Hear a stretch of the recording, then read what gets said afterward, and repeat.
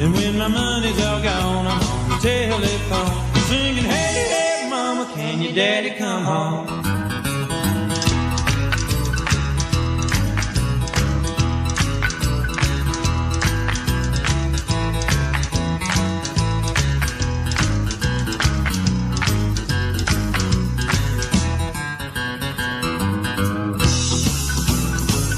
Well, I'm a honky-tonk man,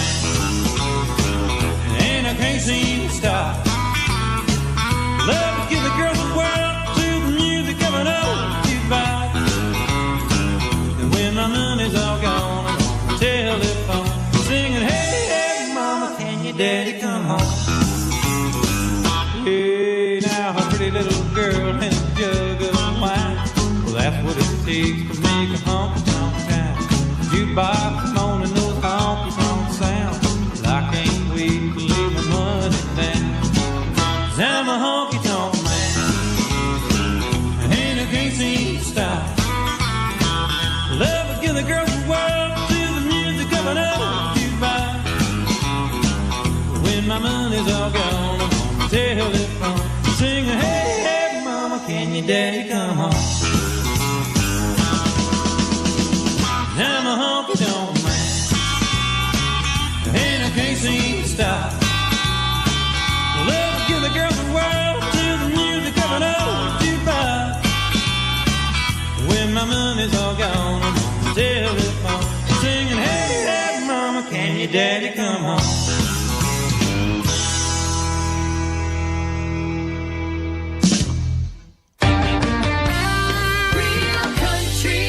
Now in Kingston and Rhinebeck at 92.5 FM.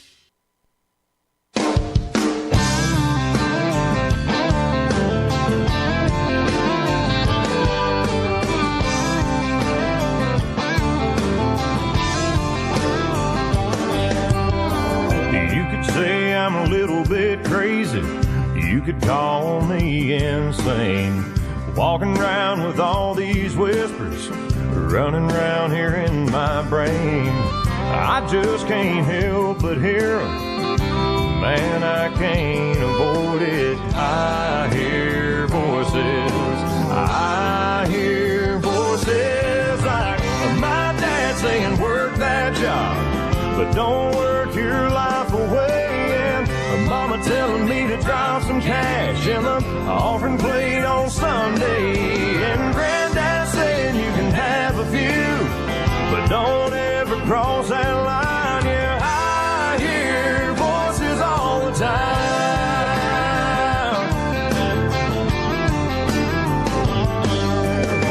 Turns out I'm pretty dang lucky for all that good advice. Those hard to find words of wisdom hold up here in my mind.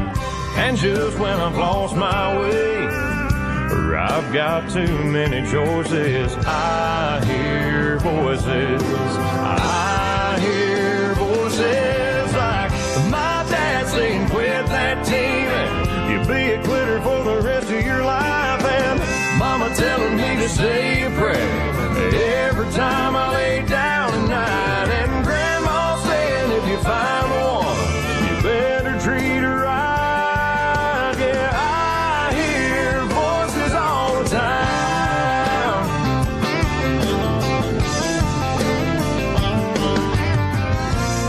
Sometimes I try to ignore them, but I thank God for them. They made me who I am. My dad's saying work that job, but don't work your life away. And mama telling me to drop some cash in the offering plate on Sunday. On 920 WGHQ, 1260 WB. Good morning. You're now listening to Kingston Community Radio, airing on FM 92.5 and AM 920 WGHQ, Kingston, New York. This programming is brought to you by our listeners and corporate underwriters who are interested in presenting local community radio. The opinions expressed on this program do not represent those of Pamal Broadcasting or Kingston Community Radio. Listeners are encouraged to send in $10 per month to help bring this program to you.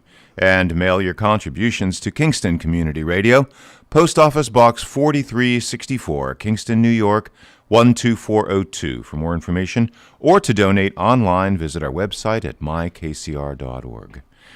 And good morning. This is Dan Gatis at 7:01 this Tuesday, December 15th, halfway through the month and on the way to Christmas and New Year's. And it's 30 degrees right now here in uptown Kingston. It's going to be mostly sunny today with a high of 34. Tuesday night tonight, a few clouds, low down to 16 degrees. Wednesday, cloudy with snow developing in the afternoon, 44% chance of that. Of some snow in the afternoon, a high of 28. Wednesday night, monitoring a potential winter storm, periods of snow, 78% chance of snow, possible 1 foot or more.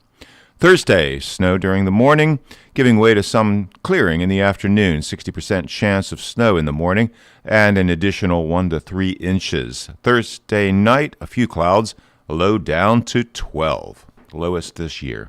We'll be right back.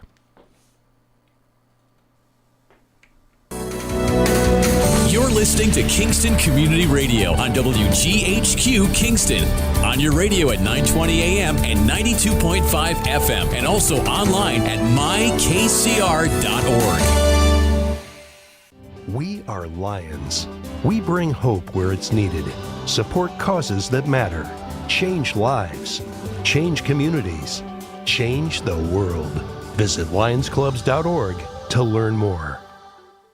If you came across someone struggling with hunger, how would you recognize them? By their clothes, their age, the way they speak. Hunger can be hard to recognize. Learn why at IamHungerInAmerica.org. Brought to you by Feeding America, 200 Food Banks Strong, and the Ad Council. Do you love the festive decorations and colorful lights of the holiday season? Visit Central Hudson's Instagram page, Central_Hudson, to vote for your favorite photo capturing the best decorated home in the Hudson Valley. Be sure to follow our Instagram page so that you may choose your favorite photo. Hurry! Voting ends at noon on Wednesday, December 30th.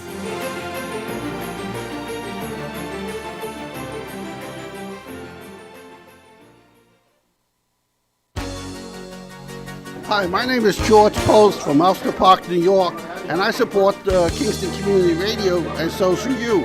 Where else can you speak to your local representatives on the air and have your questions answered? So thank you and support KCR. Thank you, George. You're listening to KCR, Kingston Community Radio, WGHQ, 920 on your AM dial, 92.5 FM, and streaming online at mykcr.org. KCR's talk radio, so call in 331-9255. Visit our Facebook page at facebook.com, groups KCR920. It's a great community forum. And today is a terrific Tuesday. And it's going to be a sunny Tuesday today, and Cameron Rylance is in the on-air studio. Good morning, Cam. Good morning. Waiting for my co-host, Nina. I hope... Better half, huh? Yeah, certainly. On Tuesday mornings, that's for darn sure. Hopefully everything's okay, but... Yeah, I'm sure she's running a little late, maybe. But yeah, the sun's coming out before the supposed snow tomorrow night. But... the Weather Service is hedging their bets, I noticed, because they only say a 78% chance of snow. Yeah. Like, they're not positive. It could blow south, east, west, who knows. But 78% is pretty high. Yeah, usually but if you said 100% chance right. of a foot of snow, then you were like, uh-oh. Right. Now, I bet it's going to be one of those... well, sometimes it's regional. Sometimes it's, oh, wow, it dumps like mad up in the Catskills, and we don't get that much. Or, Newburgh gets a foot and a half, and we get 3 inches. So I'll believe it when it's on the ground. It's true. Yeah, but the shovels are at the on deck. I was debating. Well, I just solved the whole problem. I was debating prepping my snowblower yesterday after work, but I got lazy and didn't do it. Because I didn't do it, we probably will get a foot. Had I got it ready to roll, we wouldn't get anything. Yeah. So it's just like I'm actually going to deny it. I think it's fake news, and I think that let's just skip it. I'm going to deny the snow. It's not going to happen. There you go. No sense. No sense worrying about it. It's going to fall no matter what. So, but yeah, other than that, uneventful day. We have a couple guests lined up. Our mayor is due to. I'm sure he's going to call in at 7:30. Good. And then our Nice pal update. Mike Oliveri is on. And then we have some guests from Cuba coming in. So I'm not sure What's who. Cuba again? Yeah. What's Cuba? The Kingston Uptown Business Association. Oh, that's right. That's right. Thank you. Right. I'm not sure who is coming in or if they Might call. have a specific agenda, but we'll find out when they get here. So, Nina, good morning. Good morning, everyone. made it. I made it. I got halfway to the studio and realized I didn't have a mask. Oh, Not good. Yeah, well, you got one now. Yeah, I do. I do. Yeah, I thought I was going to be late. I had a moment of panic this morning. I hop in my car, and I know my car key isn't like going into the ignition. I'm like, what the heck's going on? I look at it. It was my work key. It's just a plain black key, you know. Make It's me feel good. my work key. It's a good thing it didn't then, right? Yeah, well, yeah. Yeah, you're right. Yeah, Ford doesn't work in Honda. I don't think. I was like, oh my God, what am I going to do? I'm going to have to walk. I'm not going to make it if I walk. I could get my bike, you know, and then I look at it again. I felt the little key fob, and I was like, There it is. Okay. All right. Wrong keys. Fished around in my man purse and came up with the right keys. And Well, you know, it's funny because speaking of keys, I have my husband's car today. I have Dwayne's car today. And my car is older, so I put the key into the ignition and I turn the key. But in his car, there's no ignition, and you press the start button. And I have the worst habit of making sure that these keys are with me at all times, because that's you get out, you turn the car off, and you're not taking that key out of the ignition. Yeah. But so I that key had to- fob has to be near the car, though, right? It has to be like in the car. It has a sensor or something. It does. It does. Yeah. But I do know that once, say, for example, you start the car and then you run back in the house and you leave the keys on the thing, you can ride off without the keys once the car is started. Oh, that's not good, right? Not good, Yeah. especially at the end of the day when you leave the office. To right. Go home. Oh my goodness, it's on the coffee table. Oh no. So anyway, but keys. I'm notorious with losing keys, so I can't say too much about it. Significant amount of my time, my work day, looking for keys. You know, everything's locked. There's 50 doors. Oh, yeah. 50 doors. I don't carry 50 keys. A lot of them have the same key, but no. I always misplace mine. Yeah. No, I mean nowadays you can set up your house so that you don't have to have any keys at all. Yeah. It's probably going to come that way with cars too. That you can just use your Apple ID right on your phone and turn on your car. They're That's so reading true. They're reading your brain Maybe. anyhow, so they're predicting your behavior. So. Speaking of that, have you watched the Netflix documentary on Social Dilemma, the whole Yeah, thing? you know that. Yes, dude. The guy that made that's an alumni of my camp. Oh, you're kidding. That's interesting. Jeff Orlowski, yeah. No, that's a scary movie. I haven't watched the film or whatever docudrama, whatever. Yeah, right. It's like holy cow. I never knew a lot of the stuff that they tell you. That's what people say. They say be prepared if you watch it, because it really is. Think about Yeah. what you do online. That's for sure. Yeah. Can you repeat the name of the movie? Social Dilemma. Social Dilemma. Okay. And it's It's like a half documentary, half movie. It's it's pretty interesting how they do it. And industry experts, like the experts, like the from PayPal and Uber and every big tech company you can think of. They have, most of them are former high level employees. A lot of the people who actually wrote the codes and came up with the idea and how to monetize everything. Like Right. that's the weird I still can't wrap my head around it. My son, he's on, internet, whatever. And through him, I've learned about it. But these influencer people, they make money. So many people watch them, and they get, 1/10 of a penny for every person that watches them for, a certain amount of time, so they can, they can target advertising. But 100,000 people are watching it for 2 hours a day. A tenth of a penny turns into big dollars. Oh, quickly. sure, absolutely. Amazing. Some of these people are making millions of dollars a year, riding their skateboard, showing, whatever. It's wacky. It really is. I still can't wrap my head around it, how that's been turned into money. Yeah, and one of the top jobs is social media strategist. So all these companies looking for these strategists to come up with these different ways of reaching out to the public through social media to influence them. Yep. Yeah, and which is a job that didn't even exist 10 years ago. Right, right. High-paying jobs, Actually, I'll tell you, but one of our monthly guests' daughter is involved with that in a big company. Okay. Successful and smart and yes, absolutely. It's like holy cow, that's a job, but working out for them. It is. Crazy. That's for sure. So next time you go on Facebook or Instagram or Snapchat or any of those, even what's even weirder. All right, quick story. An associate of mine, former employee's husband, works in the Air Force. He's security. He works in intelligence, in the Air Force intelligence. That's all he can tell you. He is not allowed, like if he has a game system or a Wii or Xbox, Alexa, he's not allowed to have any of those devices. If he has them and uses it, he has to, be conscious of it, but he has to unplug it from the wall, unplug it from the cable, because your PlayStation listens to you. Your Alexa listens to you. Yeah, Tony goes crazy with Alexa. Only knows what you can say, and being in military intelligence. Yeah, sure. Not allowed to. Yeah, so if he plays game, he has to shut it off, unplug it. Practically put it back in the box to make sure nothing's listening. And I believe that. Yeah, and it's like, wow, Yeah. Not that what you say could, it'd be hard pressed to fall into enemy hands or whatever, but you say something and say, oh, I want to learn a foreign language. And in 2 hours, you look at Facebook and Babbel or Rosetta Stone. Absolutely. Advertising comes up. It's like, what?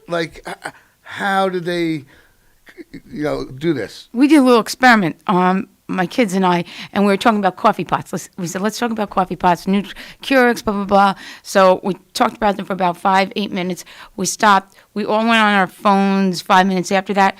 Absolutely. Up on Facebook, popped, Keurigs, espresso, whatever. Yeah. It was really scary. That's creepy. Yeah, but it's the truth. So and we have an Alexa, so. Back to that movie, The Social Dilemma. Yeah, check it out. Be prepared to be a little bit shocked. That's what people say. Yeah, I haven't seen it yet. But anyhow, so the kid, Jeff Orlowski, that made that movie, he's made 2 other movies. One, he won an award for Chasing Ice. It was a documentary a few years ago, and it was about the loss of glaciers and the shrinking sea ice in the Arctic, everything. And then, a year and a half later, he followed that up with Chasing Coral around the world. How coral is dying across the world. Problem. It's an indicator. How does coral? I have absolutely no idea about this. How does coral affect the ecosystem, or how does coral? Well, what role does it play? Coral is it's a symbiotic relationship. It's a plant that makes a rock that's a living thing. It's It's a barometer of the conditions of the ocean. Yes, because it's like the canary in the coal mine. They're going to be affected first. But it's the basis of a thriving food chain. Little tiny shrimp live amongst the polyps and of coral. Bigger fish eat the little fish. It's boop, boop, boop, all the way up the line until you have Doria. Beautiful fish and sharks. And coral is similar to forests. Yeah, our forests and the conditions of the tundra, the conditions of the forest, conditions of our rainforest. The Great Barrier Reef is a fraction of what it used to be off of Australia. And all over. I mean, even, Florida and the Bahamas, all over the world. And what causes the deterioration of the coral? Variety of things. One, pollution, the acidification of the ocean, the warming, a whole bunch. Rising sea levels. If water gets higher, less sunlight will go down, so it'll have less photosynthesis and... Okay. A whole variety of things. Change. It indicates change. So, the change isn't always good. Change is not always good. Change is good sometimes, but not always. Depends what the change is. That's right. Changing your diet to lose some weight. That's good. That's okay. That's good. That works. That's not a bad thing. But changing environment first, that's not such a good thing. So. No, not at all. But And I don't know. I came a little late, but have we talked about the impending snowstorm? Yeah, we yeah. did. Okay. All but right. did you notice they're hedging their bets? They only say like 78, 80% chance. I know. Which means we're not sure Could yet. be, might be. I'll tell you after it snows. I'll That's tell right. you. Yeah. Right. Yeah. Put your tape measure out. That always amazes me with the forecasting of the weather. With all the tools that we have at our hands, and all the technology, that it's still difficult. You just don't know what Mother Nature is going to do, and the last minute that wind could shift and Yeah, the front exactly. could Well, move. as they're predicting it, as they're saying what the weather's going to be, it's changing. It's already, since they measured it and tested it, it's a dynamic system. It is absolutely. So our first snowfall of the year, and next week is right before Christmas. So it'd be nice to have a white Christmas. Yeah. No, I'd rather have a green Christmas. Yeah.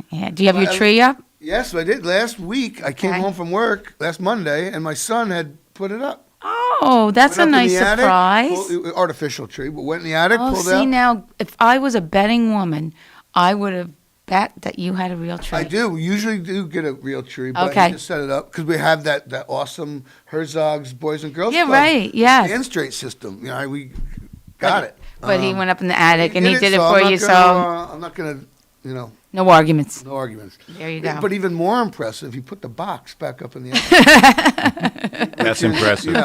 This is a parent of a teenage son speaking right trip now. over the box, or it's wedged in the hallway, or. But All right, here's a long shot, Nina. What kind of tree do I have?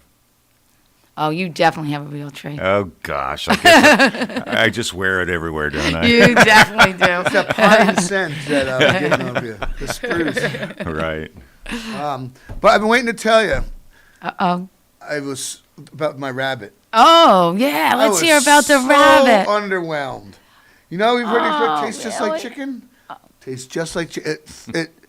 If you look at the thing whole, it's not a chicken. So Cameron, for people who weren't listening last week, tell them where we were at to get to this point about the rabbit. I've always wanted to have rabbit. Never had it. The Bugs Bunny. Where's my Hassenpfeffers? And I know the Italians eat. The Italians eat lots a lot of of rabbit. Russians. Sauce. I learned Russians eat more rabbit than chicken in Russia. So I stumbled upon it, a frozen rabbit at the Restaurant Depot. A little backstory here. So I think it was Tuesday night. Right. Tuesday night. Last Tuesday Yes, night, I was Tuesday you making. were Because I making bought it. the rabbit Sunday before our Elks chili dinner, and all excited. Research recipes: Italian, French, German. So I settled on this French recipe. It was a Dijon white wine Dijon cream sauce with herbs. He cut it up. I went to watch the YouTube video. I had to cut it up and, portion it and whatever. And did it, made it, dredged it in flour, fried it in butter, took it out, reductions, so, pan gravy, and, sauce was delicious. The preparation, it's cooked well. But it was like, first bite, my mouth is watering, and I was like, oh my gosh, this is chicken. The rear leg, and when you cut it up, it looks like a piece of, you get a whole chicken, you cut it up, you got like a rib section, thigh, leg, similar to, other, the rabbit. So I picked the thigh, like the leg quarter, looked like, so it was going to be the best, the tastiest, and cutting it open with knife and fork, it looked like a small chicken leg. It tasted like it. The consistency, I was like, man, I was so disappointed. So you would say if you did not know that was rabbit, you would think you were eating chicken. Yeah, small chicken quarter leg quarter, whatever. Okay. So, well, how was the recipe though? Were you happy with the sauce and it was delish. Was it moist, tender? Yeah, because it was after you pan fried it, you popped it in the oven for a while. Didn't need to cook as long as the recipe said, but it doesn't matter. But yeah, so what else? You were just like so ready for or a different texture, or I don't know, something different. No. But no, it was just to say, tastes just like chicken. Well, it was a good experiment. Yeah. At least it wasn't very expensive, so that's the bottom line. Right. It's not like buying, king crab legs and ruining them or something like that, So, that's what Not good there, yeah. $100 with the crab legs, you overcook and they're dry or something. You're like, no. How much does rabbit cost? Is it like rabbit? It was $5 a pound, and okay, it was comparable to chicken. 2.75 pounds or something like that. It was Okay. $15 or so. It's about the same as As chicken? fish. Yeah. Yeah. Fish, Yeah. $5 a Yep. pound. Yep. But I did. Oh, Good price, actually. How about those Giants? What brought me up? So on the way back, I was traveling through Sunday morning. I stopped at Restaurant Depot and bought a quarter bushel of clams. So okay, you could do a little clam bag. A couple buddies came over, watching the Giants in my backyard. Got the TV set up. Oh yeah, it was beautiful Sunday. Beautiful. We feasted, but was it kind of a disappointing game? It was a very disappointing game. Yeah. We were traveling back from my daughter's, so we had on the radio, and it was not they good. couldn't get it going. I don't think Jones should have been playing. I think he was still hurt. He definitely wasn't as mobile and didn't look as crisp as he has. But well. So now, where are we at? A little sports update here. As far as I think the Eagles won. Yep, but they're still behind. Eagles and Cowboys are 2 losses, 2 games separate us. We're still tied with the Redskins, but we have beat them twice, right? Yeah, we own the tiebreaker over the Redskins, so. So you don't know. We gotta keep pace, win at least 1 or 2 more games, and hopefully it's more than Washington. I mean, if we lose all 3 and Eagles getting all theirs, I think they can tie us. I think, or beat us. I don't know, but hopefully we won't lose all our games. And what about those Steelers? What's happening there? their wheels are falling Buffalo, off. yeah. Buffalo Buffalo's beat a them. legit Their team, second loss now in a row. Yep. Yeah, Buffalo is a legit team. They're playing well and they're doing well. So, and really sad. We had the basketball game on Florida State when that young man collapsed on the court. Yeah, and of course ESPN didn't show any of it, but and I guess he's stable but critical, and they said he was in an induced coma. It was a heart thing? A heart thing, but they don't know he had COVID during the summer. If COVID can affect the heart. So, sad situation. So our prayers go out to him and his family. Because that's got to be terrifying. Yeah, that has to be. And what if you're a parent watching the game? Yeah, exactly. Yeah, and they were in Virginia. Virginia. In Ohio or whatever, watching your son play in Florida. And yeah, that's exactly what happened. Yeah. So, hopefully, they'll determine what happened and he'll get on the road to recovery. So, frightening, and hate to see things like that, especially for young athletes. Young guys. You really, really do. How about that kicker from Vanderbilt, the woman? Awesome. Yes. The kick the 2 point after, PAT, whatever, point after. Attempts. Yes. Which is awesome, man. That's great. And we have a phone call. A caller online? Good morning, caller. You're on the air. Good morning. Hey, George, how are you? Very good. Yourselves? Hi, George. Dandy. Good. Glad the sun's shining. The snow's not going to come. I was out there Saturday. I started up my snow blower, filled it up with gas, ran it for about 10, 15 minutes. So it's no all snow. ready to go, so Good. Thank you for that, by the way. Thank you for doing that. How about that? The only true New York team that we have in pro football, the Bills. Yeah. I know. Although I'll argue day and night about that New York thing, but yes, they are. Hey, they're in Jersey. They play for Jersey. They could have played. They could have had a stadium in New York, but they chose. I can see the Manhattan skyline from the stadium. Doesn't count. Closer than Brooklyn. Hey. Anyhow, but they're good. I would love to see. I would like to see them another. do well. I mean, a Giants Bills Super Bowl is not out of the question again. There you go. We got practice beating them guys, so. Yeah, but that was the old Giants. Yeah, exactly. And the old Bills. But it's good. Yeah, I mean, But hey, we could definitely throw off the Jets to New Jersey. Yeah, they can keep them. Poor Jets. Because I tell you what, that one Jets loss to the Raiders, that was pathetic. Yeah. How you got 13 seconds to go in the game? Yeah. The guys all the way back at the 5-10 yard line. That's why The guy Greg got Williams fired. is. He should have been fired. Yeah, well, Yeah, the defensive coordinator got Kane. Yeah. And the coach should have been right after him too. Yep. Yeah, I think the end of the season. The next day, I think he's gone. They're clearing that whole front office, I should think. Yeah, I would think so too. Well, I think Woody Johnson may be coming back. I mean, I don't think after the administration changes, chances are there'll be a new British ambassador. So Woody will come back and clear house at the Jets. So let's hope so. They need it. They need a really clean house. Yeah. But hey, looks like they could lock in that first pick in the draft. Yeah. Sorry, Sam. Yeah, I know. Poor Bye-bye. Sam. Yeah. Sam wants to stay a Jet, though. Stuff. But hey, Nina, is the state late in getting the registration out on a lot of vehicles this year? Yes. As a matter of fact, many people haven't received their renewal notices at all, George. So yes, and they may not get them all out. So if you are up for renewal and you haven't received it in the mail, you're still responsible to get your registration renewed. And that's difficult because I know a lot of people depend on that notice to realize whether they need to renew or not. But check your sticker on your window and see when your expiration date is. But yeah, they are. And the same thing with driver's license renewals. Those aren't going out either. Right. Luckily, I got my driver's license done back about a year or two ago, so that's good for another 6 years. Yeah, because I'm waiting for my son's renewal to come in. And if they don't get it, how do you go about it? Do you have to physically go up to motor vehicle or? So probably the easiest way to do it is you can download off of the DMV website, the forms, the MV82, which is the registration renewal form. Fill that out. There's a credit card authorization form that goes with that.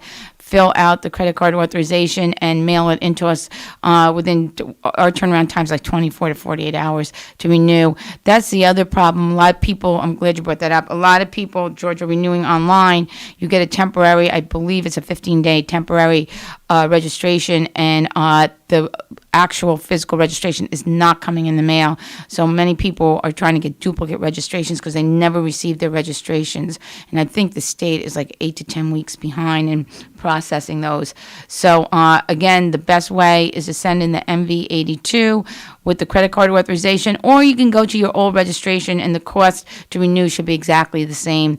And you can put a check in the mail with that form and we'll renew your registration for you.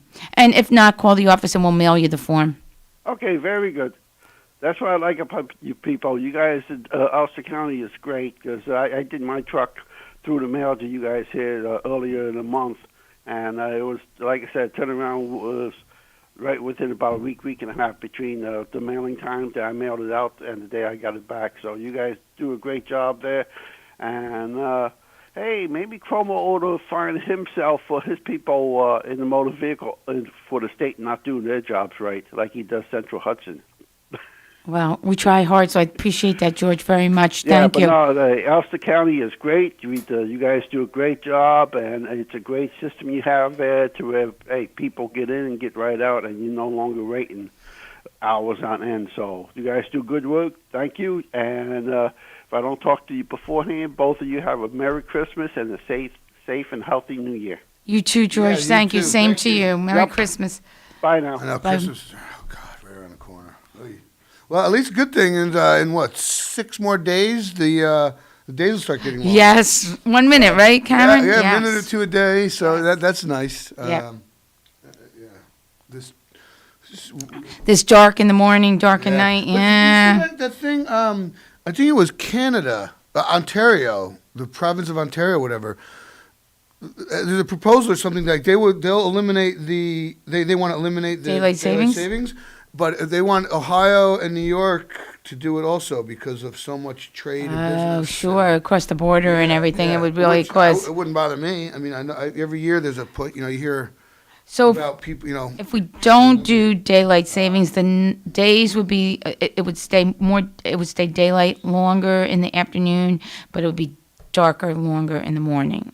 Maybe. I'm not sure how it works. Maybe. I'm not sure either. We'll have to Google that one. Yeah, exactly. It just change it and live with it. And Yeah. you have to listen. Why? I like that. Change it and live with it. There you go. Exactly. So you don't need to know everything all the time. There you go. There you go. I propose that we have shorter hours during the day, Oh, there you go. Okay. 50-minute and hours. then we can go from 6 a.m. to 6 Yeah. p.m. and it'll still be light. I like that. I like that. We just shorten them, like the days are 50 minutes instead. The hours are 50 minutes instead of 60 minutes. It'd be like a snow day schedule. All the classes are low.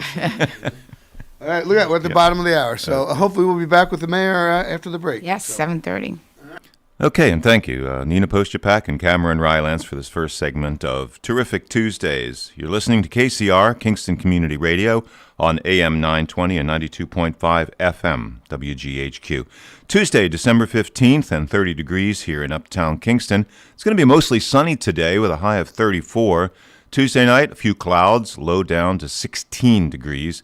Wednesday, cloudy, snow developing in the afternoon, a 44% chance of snow in the afternoon tomorrow, and that's a high of 28. Wednesday night, monitoring a potential winter storm, periods of snow, 78 to 80% chance of snow, and a possible 1 foot or more.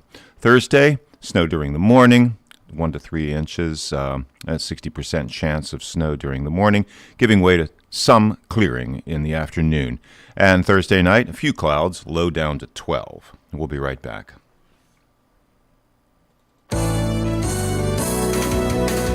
You're listening to Kingston Community Radio on WGHQ Kingston.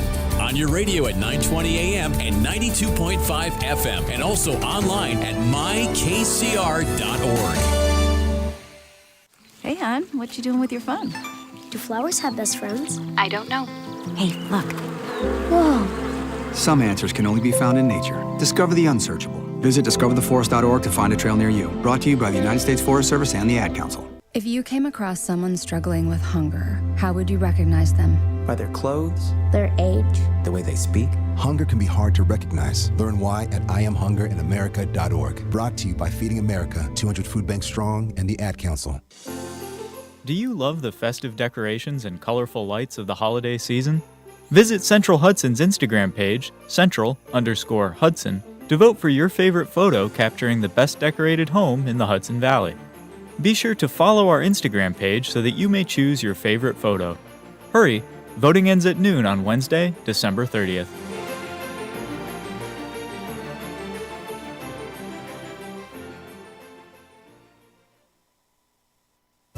This is Greg Chorvis, and once again, the WGHQ Happy Christmas Fund is asking you to help the needy this holiday season. For the last 50 years, the WGHQ Happy Christmas Fund has helped less fortunate families have a happier holiday. Look for our collection boxes at the local branches of the Ulster Federal Credit Union, Rondout Savings Bank, the Mid-Hudson Valley Federal Credit Union, Ulster Savings Bank, and at the Kiwanis Ice Arena in Sorges. Thank you very much, and have a happy and Merry Christmas. And thank you for making the Happy Christmas Fund such an incredible success this year, unprecedented.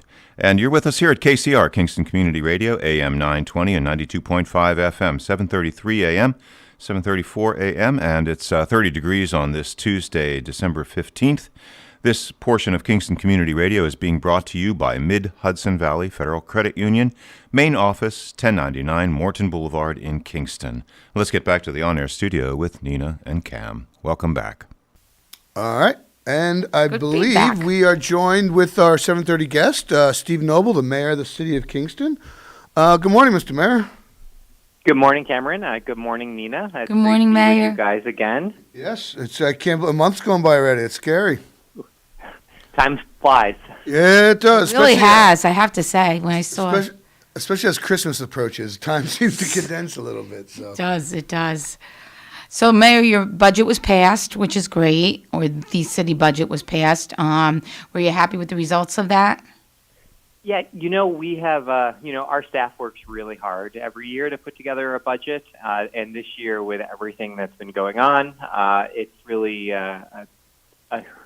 huge effort on behalf of our comptroller, John Toohey, and all of our department heads. They knew that they needed to reduce costs in light of the pandemic and our revenues being a little less than normal, and they really did a great job. And so we've got a good budget that's going to let us move forward with the city and all of the projects we're working on, and not raise taxes again, which is really important, especially now with how much people are struggling, and we just didn't want to add to that burden.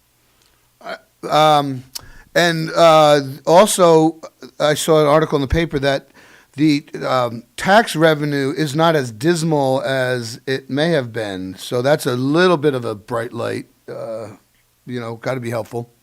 Yeah, I think one of the things that we saw, with our sales tax numbers is that, they did take a huge drop earlier this spring. But, this summer, as the number of COVID cases went down and many people were looking to come upstate, and many of us local folks were able to kind of get out of our houses, everyone did a great job of shopping locally and supporting all of our restaurants and retail stores. And there was definitely a lot of online shopping as well that occurred. And so all of that, does come back locally now with the, sales tax. And so we were able to not see such a huge decline as we were once expecting. And so that's a good thing. Many of our other revenues, though, were hit, like state aid. We lost 20% of our state aid that was withheld this year, which is over $600,000. So there's still some kind of not great news on the budget front, but at the same time, we really we worked hard, I think, as a community to kind of open our businesses back up and get people out and about again in a safe manner. But we know that it's going to be a little bit of a long winter. We know the vaccine is coming out, which is wonderful news. But it's going to be a while before folks in the general public all have an opportunity to get vaccinated. And so we know that we're still going to have to hunker down for a few more months while we, go through, this COVID spike that we're having. Now, speaking of the vaccine, I know, people in assisted living facilities and those workers are, the top of the list. Has any arrived in city or county? Do you know yet? Probably not. So, Ulster County, I believe, was supposed to get their first doses this week, and so I believe that all of the first doses are going to the hospital system here in Ulster County to have the kind of critical healthcare workers be the first to take the vaccination. Yeah, and nursing homes. Then nursing homes and their high care critical staff, and so. I believe that it's on site. If it isn't now, it will be imminently. Shortly, yeah. So that's good news, and it's a step in the right direction for sure. Yeah, absolutely. Mayor, we get this question quite a bit, and you probably get the same. With the hours down at City Hall, or are you open to the public, or what is the protocol right now at City Hall? Sure. So, since the COVID spike started again at the end of November, we have, a Dropbox that folks can leave all of their paperwork in. All of our staff are still present for the most part, either working from home or working in the building. And so we're still able to process any transactions, but we're really limiting, folks coming into the building. And so if there's a special need, you just have to call and make an appointment.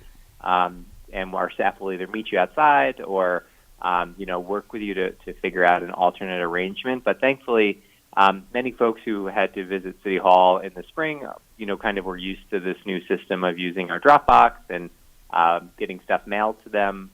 But it is definitely a change. But it's helped keep kind of everyone safe so far. It does. It works well in limiting the public, unfortunately, is what you need to do right now. So, and the Dropbox is right by the door as you enter City Hall? Yes, yep, right on the side door on kind of the Health Alliance side of the building. And that is, there's a Dropbox there. And, you can basically do everything from pay your tax bill to pay your parking ticket, and leave all of that right there in a secure way.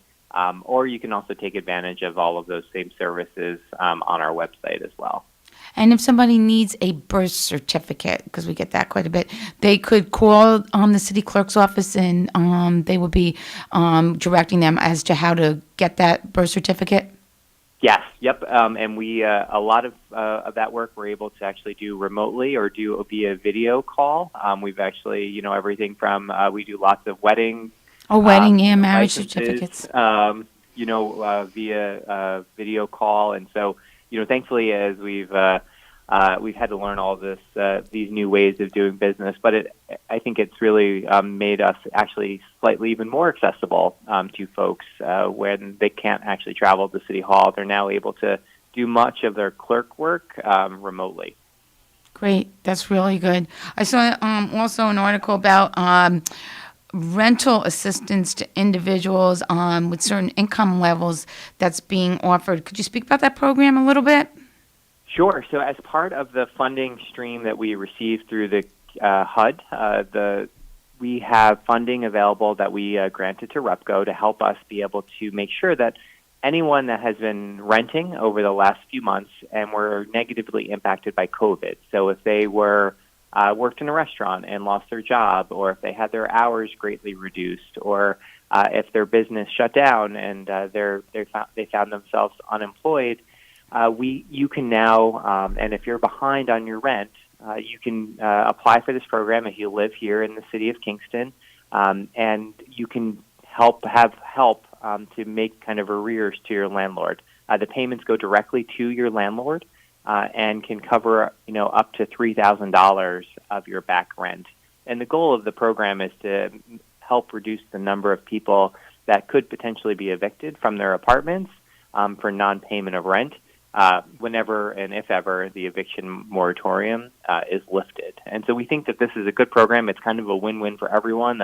It's a win-win for the tenant, but it's also a win-win for our landlords who really have struggled. And so many of them are locally owned and are local folks, and they too have been, really gracious to be able to work with their tenants. And this is also an opportunity to make sure that they don't get too much in debt as well.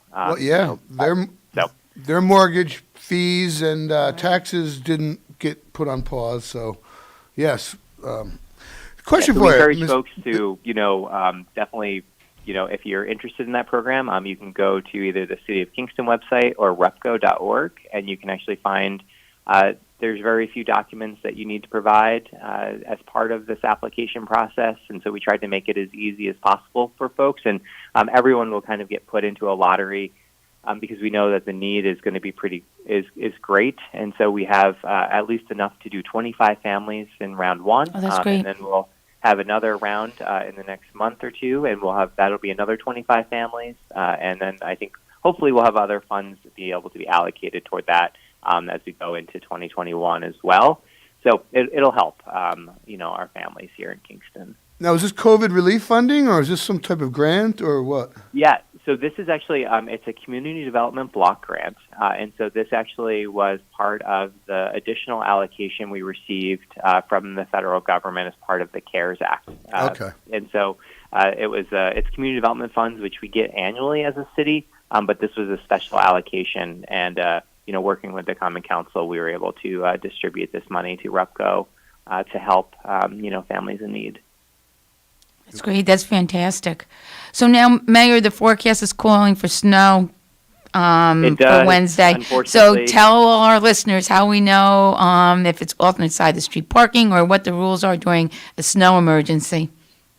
Yes, and so if a snow emergency is declared, which in all likelihood at this point it will be, we put up a reminder on our website, all of our snow frequently asked questions in case folks forgot from last winter or if you're new to the area.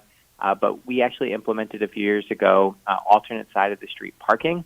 So what that means is that if on, say, Thursday morning a snow emergency is declared, everyone would move because Thursday is an odd day. It's the 17th. Folks would move to the odd side of the street, which would allow the even side to get plowed and cleaned up. And then the next morning, so in this case Friday morning, which would be the 18th, everyone would move to the even side of the street, and that's based on your house number, and then we would be able to clean up the other side that we didn't get to on Thursday. And so this has really helped, especially in neighborhoods where there isn't enough off-street parking, and it gives us an opportunity to not tow as many cars, and it also provides folks the ability to, not juggle, their lives so harshly. We've had many people who, would have to park their car 8 blocks from their house in the nearest municipal lot, and then have to lug their kids and their family and their groceries back to their house. And that's just, we don't want to do that. And so hopefully this alternate side of the street parking works as long as everyone in your neighborhood follows it. Yes. And so the one thing that we do say is that, for those folks who don't follow the rules, tickets. we do ticket those folks. And so if everyone moves to the even side or the odd side of the street except for one person, that really disrupts the whole snow removal process. And so we do have the ability to ticket and tow if we need to, especially if it's a large storm. And so if we do get a foot of snow, I just really encourage folks to heed those guidelines. And so not only do we put all of that on our website and our Facebook page, we also do what we call our Swift 911 system, which is an emergency alert system. And so if you've signed up to have a text message received, we will text you to let you know all of the snow emergency details. But we also call every landline telephone in the city, as well as any other folks who have registered their phone numbers with us that don't have a landline. And so that's another way for us to communicate to let people know what's going on during these snow emergencies. But folks should plan now. They should get prepared. It looks like we are going to get a relatively large snowfall, and hopefully this isn't a sign of what's to come this winter. Maybe like last year, maybe this will be the only snowstorm. That's right. Yes. Because, again, with our budgets the way they are, we don't want to have a huge winter of snow removal. Well, we can write a lot of tickets then. City needs the money because nothing. Just because I live on Fair Street, and when people don't follow the rules, Fair Street gets bad. It's terrible. So, a question for you: the easement that the city granted on North Street downtown, but St. Mary's Hall, North Street, St. Mary's Hall. Yeah. I was down there a while ago, and there's the Hutton Brickyard property, whatever. There's like a gate across North Street. Does this will the? Did we lose you? Sounds like it. Yeah, it does. So my question is that going to stay? I mean, what do they need an easement for if they already own the land and there's a gate across the road type thing, Right. Is it access to the rail trail, the new trail they're building? I don't know. That's that's a really good question. Because I went down there looking to see if I could see that trail. Mr. Mayor, are you back with us? Yes, I'm sorry, not sure what happened there, but yes, the trail. We actually we will be opening it and making announcements on the opening date next week. So it is just getting its final touches. All right. And so it does look like with the snow that we're going to be having, that we'll have people will have the opportunity to do some winter recreation. So it won't be plowed, and so it'll be a space for folks to be able to snowshoe, cross country ski during the winter months, and then when the snow's not there, you could of course walk it. But it's going to be from Kingston Point Beach, which is the main parking area for the trail. It'll be about, and that's where everyone will park at the beach. And there's a pedestrian path that leads from the beach over to North Street and then onto the Empire State Trail, Hudson River Brickyard Trail. And then if you're a cyclist, you just would take the on-street roadway network to get there. And then it's about 1.9 miles, from North Street to the end of the trail, and then 1.9 miles back. And so it's completely paved, and it's beautiful and scenic, and provides people to a site that has not had public access in decades. Long time. So, now, the last time somebody worked there, on site. Yeah. Now, my question was, I think I was right when you lost you there. So at the end of North Street, there's a gate, for the Hutton properties. In relation to that gate, how would cyclists or whatever get onto the pedestrian trail? Yeah, and so that gate will be operated by our partners at the Hutton Brickyard every day. And so, for instance, during the winter months, the trail will be open 7 to 5. And so during those times, the gate will be open. And then during the overnight evening hours, the gate will get closed, which is really good to help make sure everyone stays safe because the site is, there's many dangers to the site due to the former history and the fact that the site hasn't been opened officially as a park yet. We don't want people going off trail or spending that time out there in the dark, and so it's just basically going to be a daylight trail system. But so it'll be open all day long. Okay, because I had, like I said, I had gone down there. I was like, how is this going to connect? So that's good. Thank you for that update. Now, another quick question. What is going on? I was confused after I read the article about the Pine Grove Avenue realignment with Grand Street, I guess. What's the status of that? Yeah, so that project, received approval from the Common Council at their last meeting a few weeks ago. They initially didn't get approved because two members were absent the night of the meeting.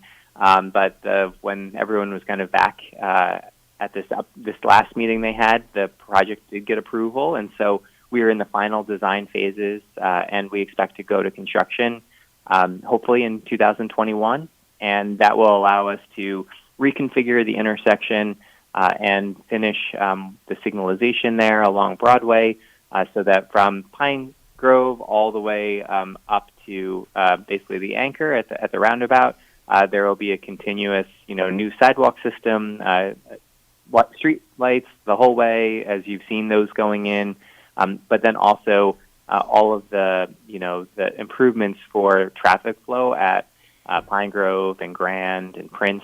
It's really going to be a tremendous difference. And so those are, getting the final design, polished, and then that will go out to bid. And we're really excited to be able to have that project moving forward. Yeah. Now, realigning it, I mean, if it's anything like the way they did Henry Street, which is great, they made a little curve. Now there's a little sliver of lawn there. It looks better. It works better. So I can only imagine Pine Grove Avenue will be the same thing. So.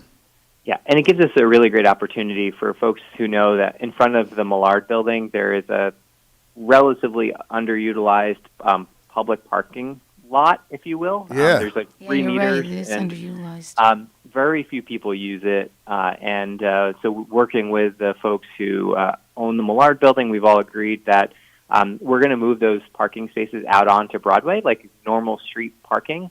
And we're going to turn that entire space into, a green space. And we have eventual plans of, building a public plaza. We'll have to get some additional grant money to help do that. But so between this new utilized space in front of their building, I think it's really going to, bring a whole lot of new economic development to that space, because it's really to be able to have this courtyard type park setting right out in front of the building is really just it's good for economic development. And we'll also have some, green space over on the other side, closer to, Dallas Hot Wieners, which again could, provide outdoor dining and all kinds of other amenities, which, as we know, is now, outdoor dining is, I think people love it. People loved the fact that they were able to eat outside so much this summer. And while it was due to COVID, I think going forward, we want to be able to plan out our city so that, outdoor dining can become more of a fixture of, our dining experience here. And I think that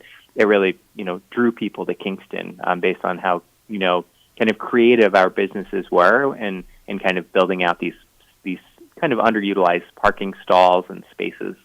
Well, a lot of businesses can be bigger. Like Dallas on Broadway, for instance. There's only 4 booths in there. Yeah, they could double their capacity outside, and ship to shore. Boydson. I'm just trying to think of popular places that are small. They have the potential. Kennard. They have a potential to increase their business with outdoor dining. So, anything to help.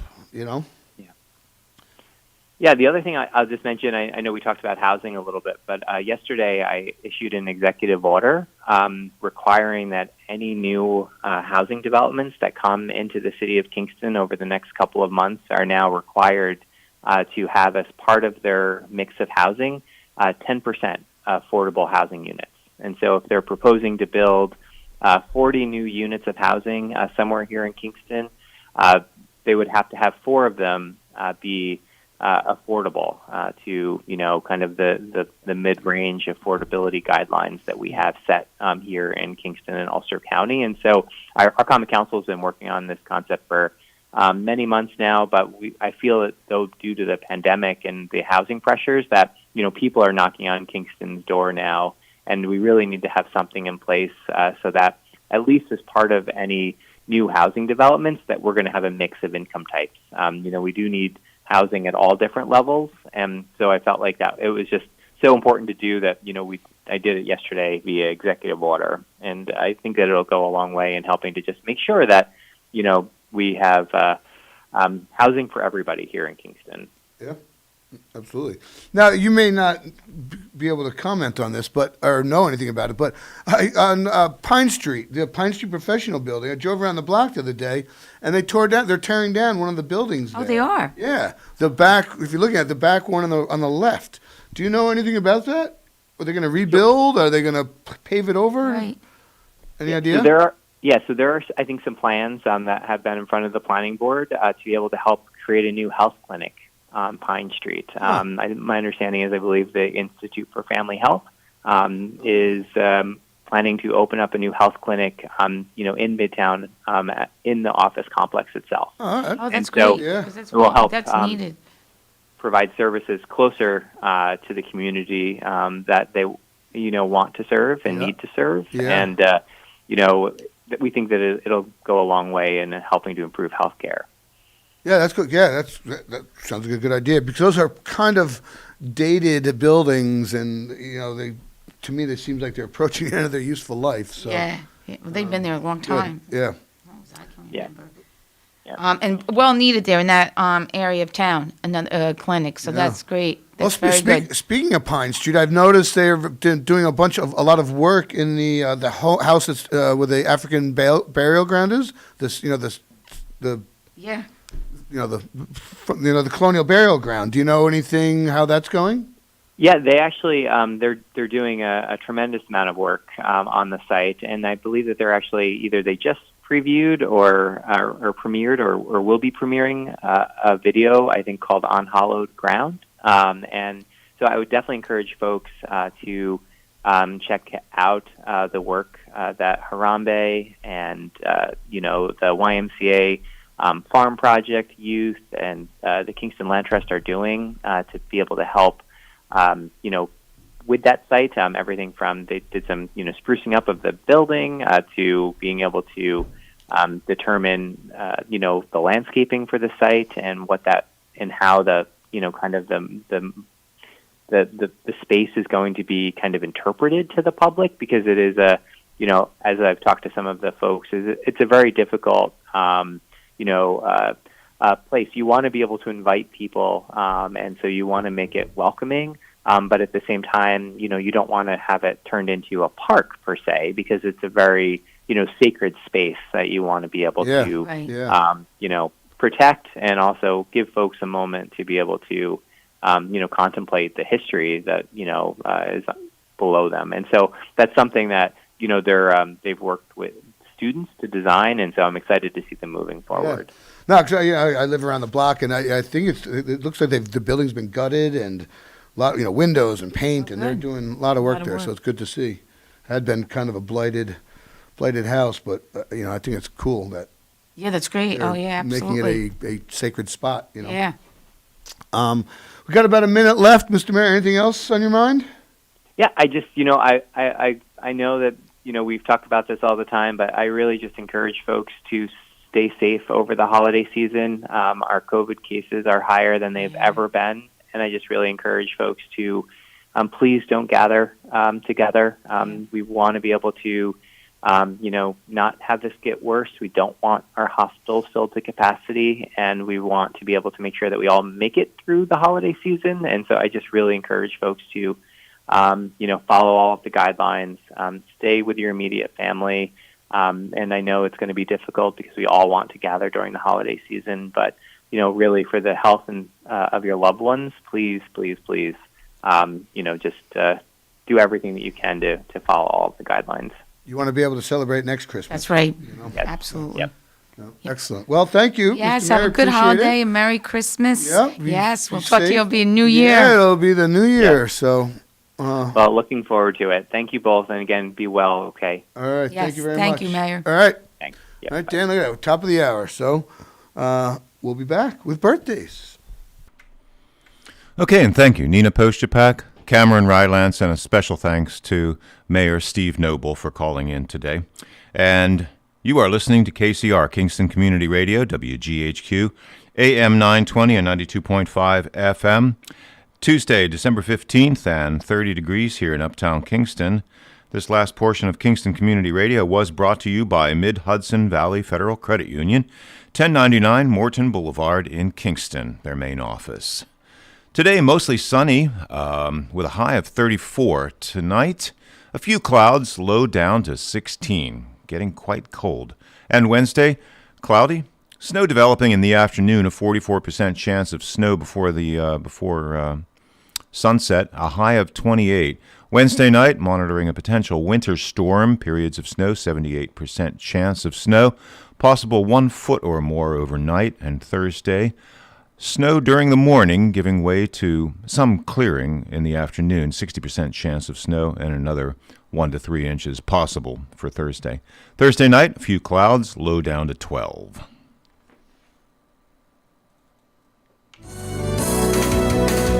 You're listening to Kingston Community Radio on WGHQ Kingston. On your radio at 920 AM and 92.5 FM, and also online at mykcr.org. We are Lions. We bring hope where it's needed. We are a global force for good. Support causes that matter. Change lives. Change communities. Change the world. We can do more together than we can alone. Join in. Experience the joy of serving. Be part of the movement. Give back. Let's unite the world for good. We are Lions. You can be too. Visit weserve.org.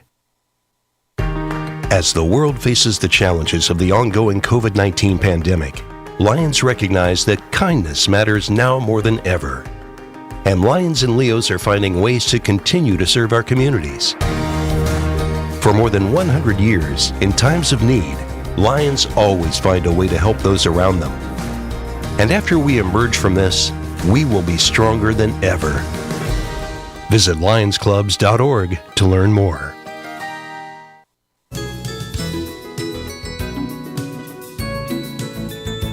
This is Tony Marmo. Many families in our area will not have a happy holiday, and the WGHQ Happy Christmas Fund will help them. We are asking for your contribution to purchase children's clothes, toys, and food for seniors. You can drop off your contribution at the Boyce Brothers Dairy Milk House on O'Neill Street in Kingston. Thank you so much.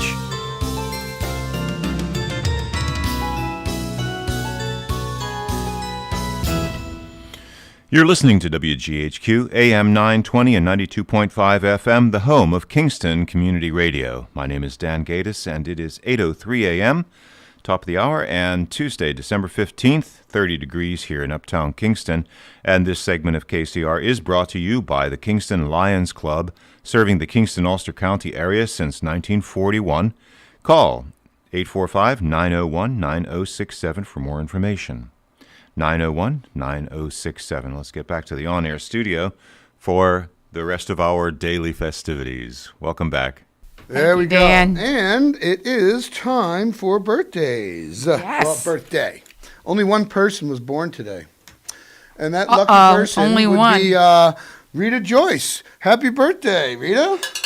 Happy birthday, Rita. From your friends at the Wellness and Wealth. I wish it was Wealth. Wellness and Healthy Lifestyle Club. So, listeners, send your birthday announcements in. Friends, family, relatives. If it's your enemy, give you the date or give the age, and we'll read their age on the radio. There you go. Absolutely. But submit them, mail them in, right?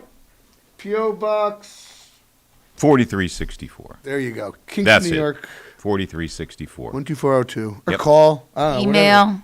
Let's send them in because the boys, Call us, yeah. the fine folks at Boyce Brothers, offer that complimentary cow pie every day, and It's delicious. you got to be in it to win it. Yep, you Right? can use the same number as the pledge line, too, 331-1004. There you go. Call And us up. pledge a little money, too, Yeah, at the same yeah, time. even better. Yeah. You give us a gift, Maybe if you make a big donation, you're more likely to win a cow pie. Oh, he didn't say that, did he? Oh, No. no. Hey. Zip. So normally we'd be joined by Mike Oliveri at this time, but unfortunately I just ran to my car, and he's not able to make it today. So we wish him a happy holiday, a Merry Christmas, and a Happy New Year. Now I heard his coworker Tony was on the radio. Tony Yanta or Tony Roser, maiden name, whatever. Yeah, I think she's going back to that. Tony Roser. Yeah. She was on with Tony Marmo last. Yes, I Thursday. think she's the new co-host with him. I Is think that once right? a month, I think, or every other Thursday, I think. But yeah, she Okay. did good, and because I know Mike, they both work for the same entity, so Right, right. And who does Tony have the other 2 weeks? Do we know? I don't know. Don't know. We'll find out on All Thursday. right, On my well, way to we'll work. find out this Thursday. I'll tune in on my way to work on Thursday and find out. Absolutely. Yep. Which will be good. So, lots of changes on the lineup for the hosts. Yeah. Oh, Fran. Isn't Fran DiPetrillo or with Tony? Yeah, every I other think week. might be every other week. Or I think Or what's Fran the might rest be of with all- Lorraine Salmon. Yes, Lorraine. Yeah. Well, either way, they're all so tune in Tony's every a day of the week. chatty It's fella. new and exciting. That's right. Yeah, and always terrific Tuesdays. That's right. Don't That's miss the best, us. The best day of the week. That's right. And And Gina- we're here every Tuesday. We're right. very consistent. And our Wednesday, Fred Costello. Boy, he Yeah, got he quite really. sick. Yeah, he did. I mean, I heard 2 weeks ago, whatever. Like he wasn't on the radio that day, but the article in the paper was he was pretty sick with it. So Yeah, he really was. So yeah, that's why Lucky, let's you be know, vigilant. Let's be better. careful. He's Yeah, on the mend, so. on the road to recovery. Yeah, yeah, that's for sure. Absolutely. So, Cameron, let's see now. With your camp, do you close down during the holidays? My office is closed. Okay. But no, they're very generous with days off, like the day before and after Christmas and New Year's. But no, I'll be going in, working. Got work to do. Yep. Yeah, it's funny. Just not funny, but just yesterday there was a big conference about what are we going to do next summer.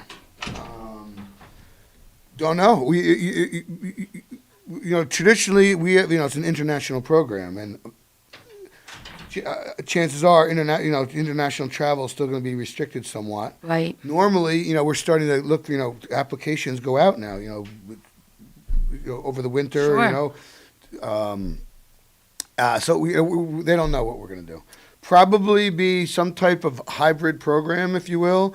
Maybe just New Yorkers, tri-staters. Maybe just people who've had gotten the vaccine.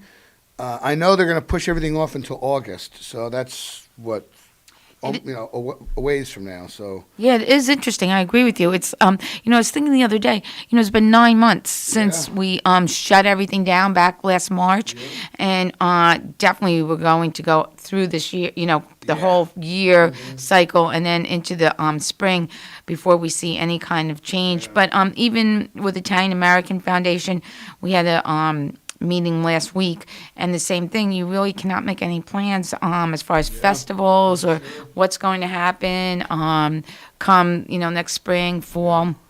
So really everything is up in the air right now. Yeah, and in our case, that sort of limits your ability to fundraise. Normally they fundraise to help support camp. Well, if you haven't had camp in 2 summers, why am I going to give you money? So yeah, it's a weird thing. So. Yeah, it's true too, because we do fundraising for the scholarships, and we're still doing the scholarships for the Italian American Foundation. But out of the pandemic grew Community Cares Foundation, part of the Italian American group, and it's amazing what they have accomplished and the generosity of people giving to the Community Cares. So in addition to the scholarships, we have really reached out to the community throughout the pandemic, whether it's to help with food, rental assistance, clothing, many different types of needs throughout the community, and through this Community Cares, we were able to, and the generosity of the members donating to it, we've been able to help quite a few people. So the focus changes. You're absolutely right. It really does. You're talking about scholarships. I'm Kiwanis, and Kiwanis every year gives $25,000 away every year. Scholarships. Well, your biggest fundraiser, which is Capers. Yeah, and that's it's terrible, but Sorry, kids. I know. I don't mean to sound glib or diminish it, but what can we do? There's nothing we can do. No, there really isn't. It's really No true. way to make up that money and. Yeah. Yeah, no, very difficult. Yeah, and so many, like, you see the impact on businesses, on retail, on dining, but also on the nonprofits, as well as, individual families and so forth. So it really runs a spectrum of so many different areas that have been impacted financially tremendously. I mean, tremendously. And it's really amazing how the community has stepped up in light of that and has really helped those in need. So I know all the food banks and certainly People's Place. More. The holiday. The Christmas or the Thanksgiving food distribution and. Yes. Need is up across the board. So it is, and we've had Angel Food East on here, and they really have done an amazing job also. And the list goes on and on with people. But remember, everyone, this is a call-in show, 331-9255. So please call in if you have any questions, comments, suggestions. Cameron and I would love to hear from you. If you got a complaint to Dan, not yeah, us. Dan. Or Lawrence. You can find Lawrence. Yeah, exactly. Yep.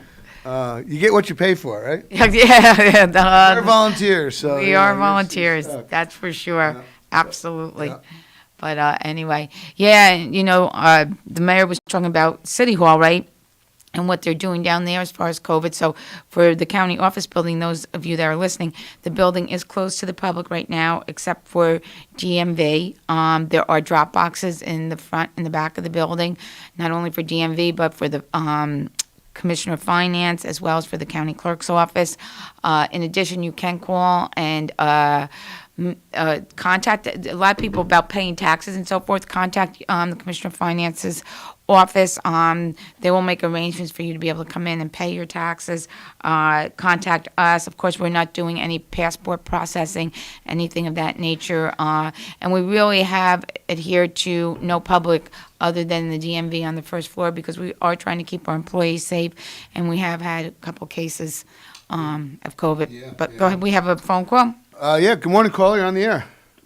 Good morning, Nina. I heard you say something about renewing registrations, and I got my renewal about 2 weeks ago, and I sent it back in. I mailed it in, actually.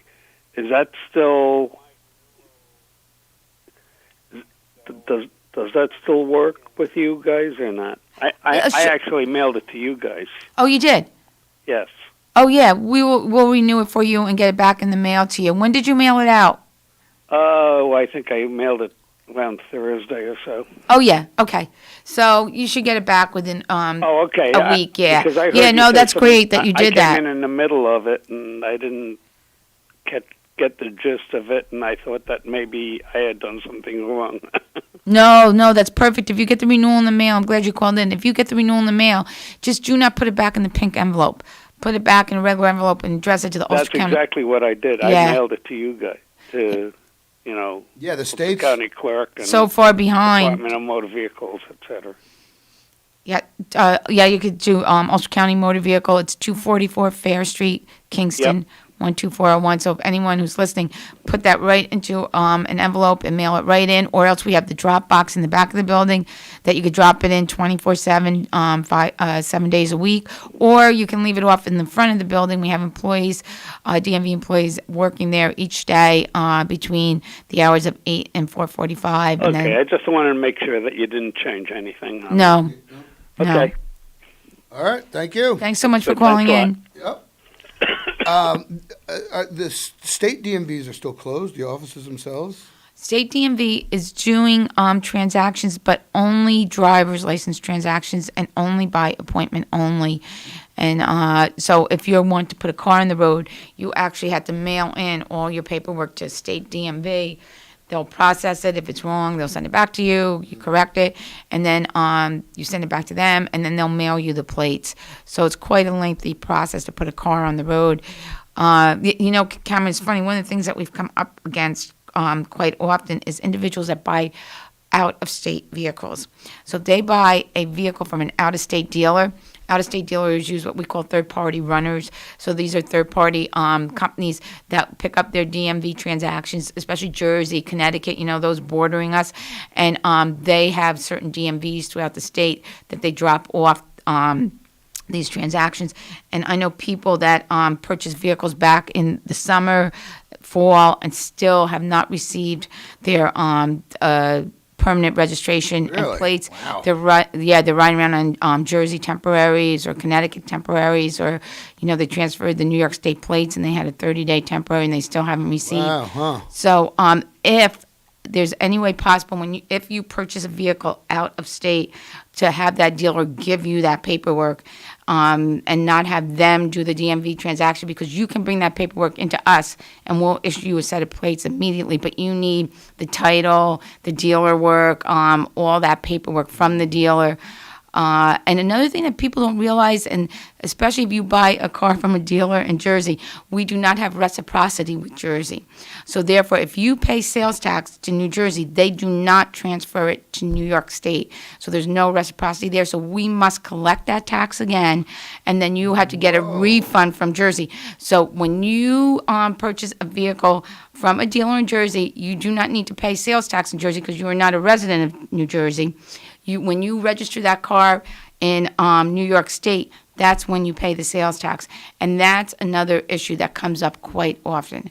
We do have reciprocity with Connecticut. So if you pay, say Connecticut sales tax 4%, and I'm just making that up. So if you pay 4% in Connecticut, we will only charge you the additional 4%. And Connecticut will forward that on to New York State. But in Jersey, there's no reciprocity. So please, if you you can't imagine how people that buy cars from New Jersey dealers. Yeah, right on 17, you Right. can buy McLarens. You can buy high end to low end. 70 miles away. So Yeah. So that's just a little tidbit of information And I for bet- individuals. And you just said you can apply for a Refund from Jersey. Yeah, I'm sure Yeah, that's good luck, right? I'm sure that's a pokey check. They're Yeah. not hurrying to give out money. Yeah, absolutely. And if you're buying a car that's a substantial amount of money, you're paying, you're talking thousands of dollars lot of in tax, sales tax. yeah. Yeah. Wow. Huh.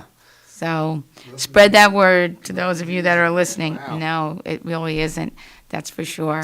And I've noticed, like, for years, you could get away with not paying. Not get away with, that's not the right word, but online. So, forever they didn't charge sales tax, but now I've noticed a lot of companies Charging sales tax. I guess that's linked to because New York State's charging them, or they're Right. whatever. So Yeah, it used to be that you could go purchase anything Same thing, online. and no sales tax, yeah. whatever. But now it's oh, you live in New York, and now you got to pay tax or whatever. Yeah, and I did notice that a lot of companies now, if you purchase online, are shipping for free, which makes a little bit over a certain You're amount. burying the cost of Yeah, shipping. right. There you go, in the front. Karen. I've tried to explain that to my son, but it's free shipping. Dad. I was like, no, man, it's not. Very the good guy, point. See the guy that's driving the truck right there, that brown truck? He's not not working for free. free. He's making money, so Yeah. it's funny. Yeah, no, Free absolutely. shipping? Well, no, you're just paying for it on the front end. Yeah, no, very true. Or, that's like the old joke. I don't know if it's a joke or whatever, but there's always furniture companies are always having sales, right? Right. If you're constantly having a sale, why don't you just adjust your price? It's like it's a gimmick. It's a mind game or whatever. Oh, it is. It's like Kohl's. It's like you get your 10, 20, or 30% off all the time. Yeah, constantly. And then you have the Kohl's cash and Yeah. everything else. Yeah, same type of thing. It sucks you in or something. I guess it's a psychological thing or something. Yeah, people feel like they're getting a bargain or some way, a deal, and But no, if it's always on sale, what's the real price? right, right. So Yeah, it does make you wonder. Yeah. Like I just bought, online, which is a couple weeks ago. I love turtlenecks. They really help keep you warm, keeping your neck. At work. I Yeah, work they in do. unheated Yeah, you're buildings all the outside. time, so online and through Macy's, got the best, like $9 or $9.76 or something like that.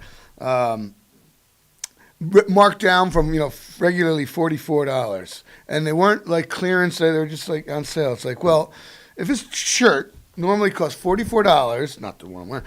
Normally costs $44, and you're selling it for $9. What's the true cost? What's the true value of that shirt? How many people paid that difference before? Does it cost you $1?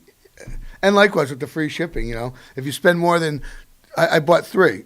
2, I had to pay like $7 shipping. If I bought another $9 shirt, it got free shipping. So it was like a $2, so I bought a third shirt. Free shipping. Well, it's not free. It's somewhere else. What the other shirt? What is the true cost of this garment if the normal price was $44, whatever? So yeah, and you're paying $9 for it. Yeah, and they're throwing in free shipping. So that's why people say they never pay full price for anything. Yeah, always. Yeah. If you look around enough, you won't have to pay full price. But yeah, no, it is. It's interesting. Well, it's like the social media, how it influences you. 20% off, 50% off, buy one, get one free. It's all a gimmick. Yeah, and now every time I check the whatever, there's pop-up ads. The Freeman, looking at the Freeman online, there's pop-up ads for turtlenecks. Yeah. Oh, yes. There you go. Yes, that's true. Yeah, that is true. Because now you Dicks or whatever. Yes. So it's kind of weird. Switching gears here completely. I don't want to say this the wrong way. I try to avoid the town of Ulster, because traffic and shopping. Oh, so when you go across the bridge. I go to this Hannaford, and if I need Christmas gifts, I try to shop uptown. I go to this CVS, whatever. Just because driving, it's always traffic and congestion. And you live on the side of town, so it makes sense. The building behind, I guess it's Five Guys Burgers, or up on the sort of the rock, the ledge. Yes. Kind of cool. It looks like what made me think of it looks like a building on Route 17 in New Jersey. Yeah, it does. Modern, it's not plunked right in there, but well, it is. They blasted away the ridge and made a flat spot and building a building. Do we know what's going there? A couple different things. There was a banner on this. Like there's a big sign that says, off the suites available, but there was a sign on one of them, like there's already a tenant lined up. I forget what it was. Okay. I think it's going to be more like professional or as opposed to retail, like a physical therapist or something. I don't think it was like a, more professional medical Shake Shack or some, retail type thing. It's more professional rental type thing, commercial or whatever you want to say. But it's kind of cool, Yeah, that's great. Yeah, it is a little different. Yeah. That's a lot of excavating, a lot of work to put up that bill. Yeah, because they cut through quite a bit of rock there. That's for sure. And I think I have read somewhere that, Slice of Italy, which is right before you make the right to go up to Walmart or any of those stores. The old Friendlies. Yeah, I heard that, and if anybody's listening knows positively that this is true, but I heard that they're opening a drive-through pizzeria where Hardee's used to be out further in Australia. So you drive through and get a slice of pizza or whatever. That's a good idea. Yeah, I thought that was a really good idea, especially with COVID and everything that's going on. And empty convenience. building there, And getting in and out of that is hard. With that busy intersection right there. It is difficult, yeah. Tough little spot there. Yeah, it is. And I see here on by the Quick Check, by the Thruway exit. Oh, a car wash is going up. Yeah, car wash. Yes. Yeah, there's, other than Wheaties up 28, there isn't one on this end of town. So that's true. I believe Doug Schulte is putting that up. Yes. Yeah. Yeah, so that's great. You don't think about that because I live out by the Armory. So living out there, you're kind of in between uptown and town of Ulster. Yeah. So you never realize, but if you're living up this way, you're right. There is not a car wash. For us, there's speaking of that, your neighborhood, I think it was Roosevelt Avenue, Sunday, we were watching a football game, and an associate friend of mine was there, and he's looking at real estate, wanting to buy a house, sick of apartment life. Well, sorry, Brandon, but bad time to be looking for an apartment. Yeah. If you're looking for a deal, not the time to do that. During halftime or something, he was looking in, I think it was Roosevelt Avenue, it was right out in that neighborhood. A house came up, it was $199,000. He's like, oh, that's not bad, whatever. And I was like, come on, no way. He starts reading it. It's like 600 square feet. It's like the size of, it's a, small home. And he's like, whoa, my apartment's bigger than that. There's a reason why it's only $199,000. But now, to me, that's a lot of money. I know, In this market, it almost sounds cheap when you see that. And that's what caught his eye. A house for sale, Kingston, $199,000. You read the details, and it's, it was a bungalow, Yeah. winterized cottage out there. Yeah, but it's so true. Yeah. The price, yeah, it's amazing, absolutely amazing. But it's a great neighborhood out there. We have Lauren Park right there, kids. Yeah. Nice and flat. Yeah, and speaking of, you got a bear. We have a bear. Yeah, that's for sure. We sometimes some deer. Oh, jeez. And we have our rabbits and squirrels in the backyard. But crazy. Yeah, absolutely. I lost my thought now. I had a thought, but it's gone. Yeah, it's gone now. Do you like a lot of like where I grew up, Hillside Acres? That went through a big. When I was a kid, there was kids in every house. Oh, that was my thought. There you go. That's exactly what I was going to say. Is that area the same? Is it going through a? Yeah, it is. It's going through a metamorphosis.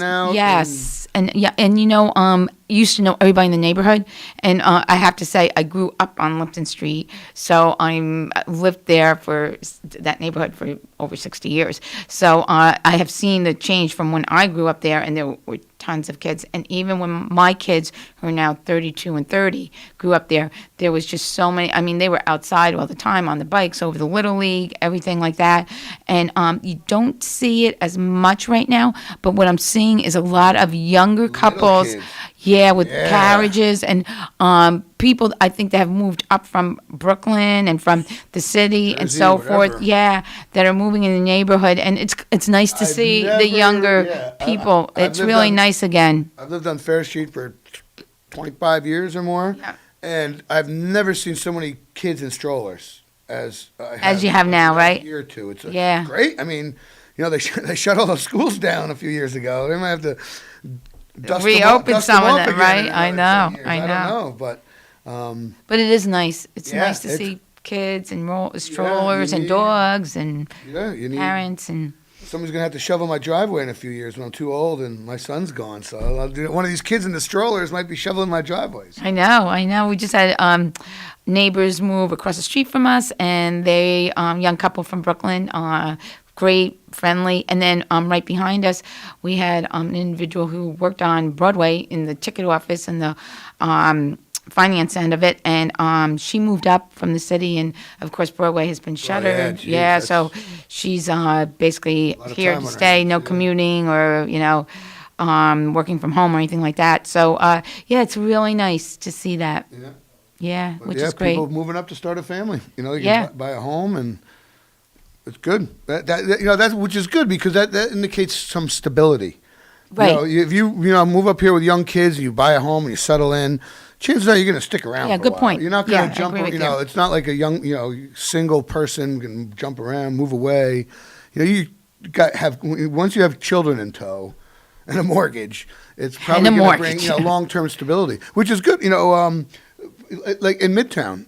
I hate to say it, there is some gentrification going on, but, if people are moving in with families and starting a family, is gentrification by, rich older white people who have no kids, that's bad, who just want, high-end living. But if it's, you're turning, renovating a home to raise a family in, I don't think that's a bad term, and maybe gentrification is the wrong word for that. It's just neighborhood's changing or something. Yes, the complexion of the neighborhood, and you see a lot, and you do see a lot of work being done throughout the city of Kingston as far as on homes, home improvements, renovations, everything. Like where on Washington Avenue where the big dig was going in, right by Mrs. Hart's house. Yes. Mickey Hart's mom's house. They tore off the back half of that house and rebuilt it, and it's going to be a nice, brand new looking little house. And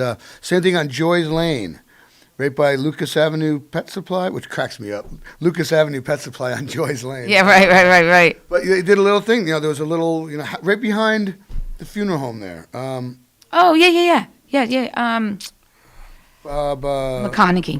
McConaughey funeral. Yep. What the hell's the name of it? Anyhow, the beautiful little yellow house, whatever. But they tore down 2/3 of the house that was there and rebuilt it again in the back, and it looks like young guy doing it. It looks like the homeowner's doing the work himself. So it's great. It's wonderful to see. Yeah, that's for sure.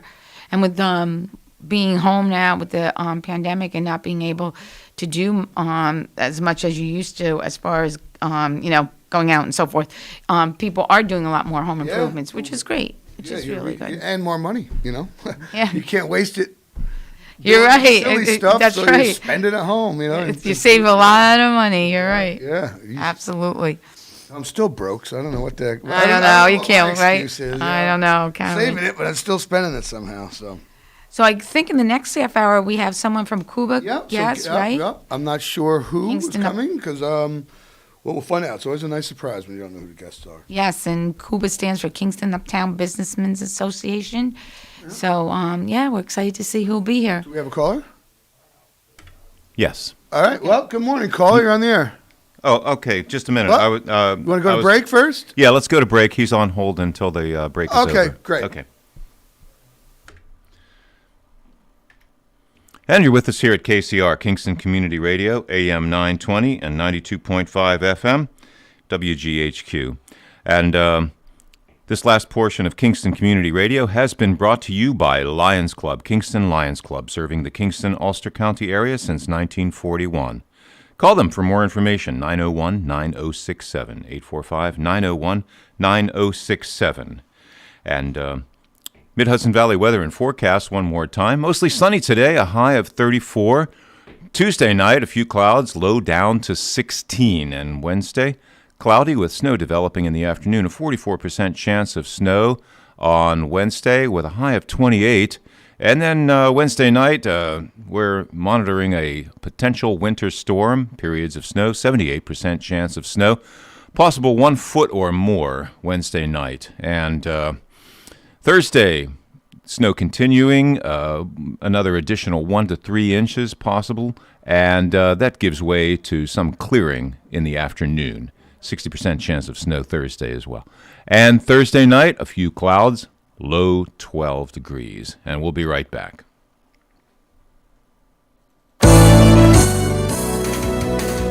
You're listening to Kingston Community Radio on WGHQ Kingston. On your radio at 920 AM and 92.5 FM. And also online at mykcr.org. We are Lions. We bring hope where it's needed. We are a global force for good. Support causes that matter. Change lives. Change communities. Change the world. We can do more together than we can alone. Join in. Experience the joy of serving. Be part of the movement. Give back. Let's unite the world for good. We are Lions. You can be too. Visit weserve.org. Hi, we're the Goo Goo Dolls. We're fortunate that our daughters have what they need to grow and learn. But that isn't the case for nearly 13 million kids in the U.S. that struggle with hunger. Childhood hunger is a heartbreaking reality that Feeding America is working to change. Each year, the Feeding America network of food banks rescues billions of pounds of good food that would have gone to waste and provides it to families and children in need. You can help kids in need in your community by visiting feedingamerica.org. Brought to you by Feeding America and the Ad Council.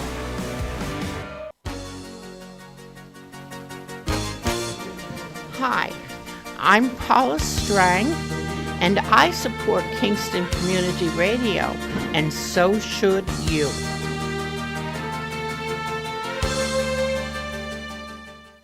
And you're listening to Kingston Community Radio, AM 920 and 92.5 FM, WGHQ, and our live streaming on mykcr.org. A powerful community bank is one that has leaders that are involved in their community. At Rondout Savings, they invest in the success of our community by working side by side with local people and local businesses. With branches in Kingston, West Hurley, and Hyde Park, also online at rondoutbank.com. Equal housing lender, member FDIC. Let's get back to the on-air studio with Nina Poshapak, Cameron Rylance, and all our new guests. Welcome back. We do. We have a full studio now. We do, right, So, Cameron? We yeah, have for visitors. the home stretch, right? Yes. Now, do we have a caller on the air yes, before we we do. went? So before we go to the introduce our guests? guests, let's handle this caller. Good morning, caller. You're on the air. Hey there, Rob Gaston calling with Cuba. Oh, good morning. You have some of my friends there. Yes, you do. So, well, you knew about this, didn't you? So, we're possibly. joined in the studio by Nan Potter, one of our local real estate business people, and Bill Calderera, the CEO or president? President and CEO. President and CEO of Ulster Savings Bank. So Great title. Welcome Yeah, to it is a great title. I'm sorry. Your name, caller. Your name slipped my mind. Robert Gaston. No, I just wanted to say hello, and I wanted to thank Bill for all the work he's done and supporting Uptown and our lighting project, helping us light the way here in Uptown Kingston. It's greatly appreciated. Now, Bob, are you an Uptown business owner? Rob is actually Yes, the new I do. president of Kingston Uptown Business Association. Excellent. What's your business? I work at G Pro Digital Media.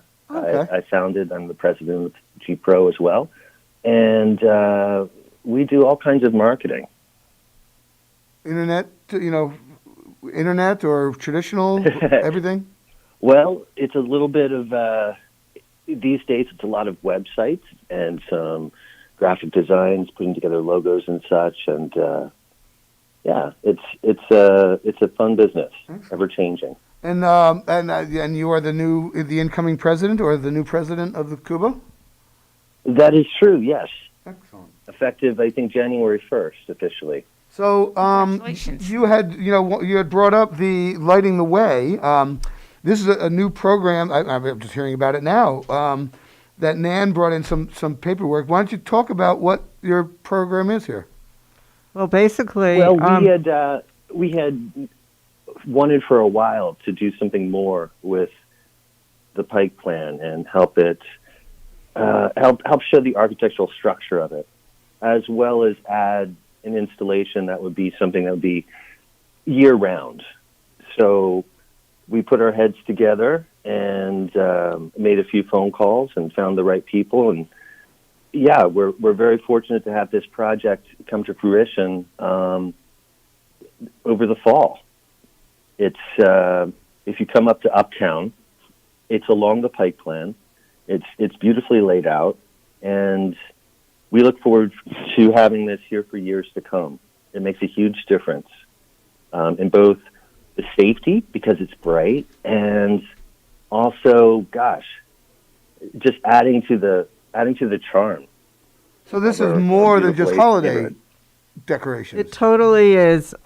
Basically, the whole idea came about right after we started to see that the streets were pretty dark even at night in the summer, and we had outdoor dining, and we thought, how can we keep the streets bright at night? So the lights will stay on through the spring, through the summer, and hopefully just encourage people to walk, shop, dine, stay in the area, and bring more tourism and make people feel, as Rob said, safe. Yeah.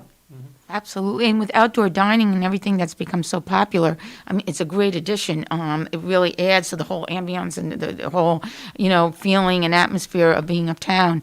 So that's great. It's really warmed it up. I mean, if you go Yes. out and look at the lights, it just it kind of looks warm and welcoming, and really has brightened it up tremendously. So, as we said, there's a safety factor to it, but I think it's also just very inviting to maybe go out and dine, and then maybe take a walk down the street, even if people watching. I mean, honestly, half the fun of eating out is sitting there, watching the world go by while you're enjoying a meal in your company. So, now how is the bank involved? And you add to that the existing decorations that we installed, and the 81 wreaths that were made and hung up, and the Christmas tree that's right at the end of the street there at Wall and North Front. It's and not to mention what everyone's done with their shop windows. It's really quite beautiful. Yeah, and it's the icing on the cake. Really. Just to piggyback on that, so when it all started, we obviously needed sponsors, and we approached Ulster Savings because they had just stepped to the plate with when we opened up. We had another promotion that was called Uptown's Open. Uptown's Open, and Ulster Savings was our sole sponsor for that. And they vested in banners and promotions and media ads just to let everybody know pandemic is still here, but we are back. And this was sort of a follow-up to that, and I had called Bill, and he said, bring it to me in writing and let me take it where I can, and got back to me right away. And then I approached Minetti and Minetti, and they were just as happy to support a project just like this. The Christmas tree many years ago, 5 years ago, was donated by Minetti and Minetti. The topper on the new top, which is absolutely beautiful, has been donated by Eleni, our outgoing president, as a special gift to all of us. Usually she gives everybody in the organization a gift every year, and this year, of course, there's no meeting. So she said, I'd like to give a gift to the community. Yeah, so that's nice. So everybody, as she said at another interview that we had, is we're all one community. Everybody works together. Yes. The DPW has been wonderful to work with us. Everybody, all the store windows look the best they've ever looked. And the people who actually did the project, their name is the Christmas Guys. They actually, Rob had found them. Their reputation is based on what they did in Rhinebeck. The beautiful lights, everybody, we kept hearing about our sister city over there, that you go over there and everything's always lit up. Well, obviously we couldn't do that scale the first year, so this is a first-year plan, and we hope to build on it because the lights are going to last for a long time. Well, I think, and the all these things were sponsored, right, by business, like the wreaths, and there's a menorah up there too. They were all Yeah. everything's Yes. been sponsored. So it's so And also, sponsored. the Kingston Uptown Business Association put in 2,500, well, 5,000 altogether. Wow. Because we also pulled some money from our Snowflake Festival Fund because we did not have that this year. Yeah, that's so nice. everything is donated. Yeah. Yep, and we did have some individual sponsors that came forth, some businesses that are on North Front Street, Wall Street, and out of the uptown area that just did individually send in donations. We met the budget. We didn't go out to raise money because of the situation of the economy, and businesses need every cent that they it's have. hard to have So some it money. was more on a volunteer basis. Yeah. If you want to help, please come forward more than anything. Yep. Yes, visit us at Cuba.network because we would love to get more and more people participating. There's plenty of things that we can have. There's plenty of things you can help with. Now, and be a part. Recently I thought, Shop Small. There's been I believe that's a nationwide program. Do you guys try to piggyback onto that on that, or We did. Yeah. We do. We had a promotional campaign going. From the end of August. So Uptown every weekend, where we had Kingston Sidewalk Sale and we had Fall into Kingston, and of course piggybacked off of Shop Small in Kingston. And this coming weekend, December 19th and 20th, the shops are working with us and we're promoting Give a Gift from Kingston. So shop local is really the gist of that. Perfect timing, because I have to do all my Christmas shopping this weekend. There you go. so. You can walk up the Yeah, beautiful right. lights, walk right Come on uptown. down. And do it. So, Yeah. I mean, I've lived, Rob, are you a native Kingstonian? I'm not. I've been here for almost 5 years, Okay. though, and I feel like I am already.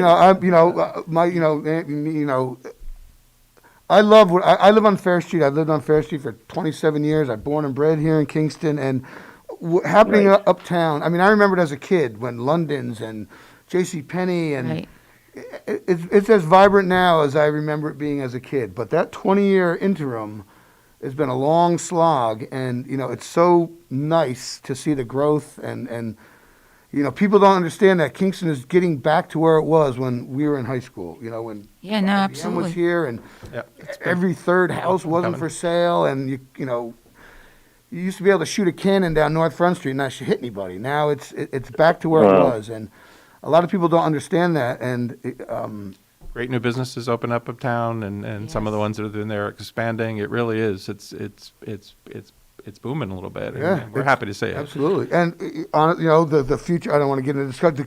I'm all for the Kingstonian, but full speed ahead. Start tomorrow if you can.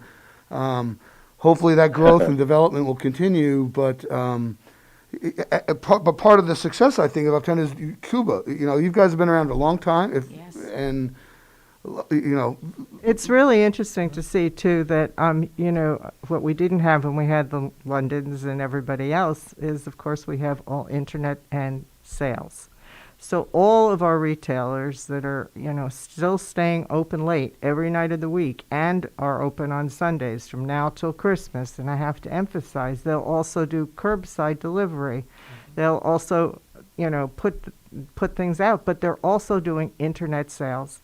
And they've been doing them straight through the winter. Whether it's River Mint or it's Hamilton and Adams or it's Exit 19, just to mention a few, or Schneider's. I mean, plus the bookstore, the kitchen shop. I mean, we have so many. They are all willing to answer the phone, take your order, and have it ready for you when you come by. You don't even have to go in the stores. We used to compete with the mall. There isn't a mall anymore. Yeah. But it's easy. Drive through, drive up. And they're so willing to take care of you. And I mean, I've done, I would say, 80% of my shopping in Uptown. Yeah.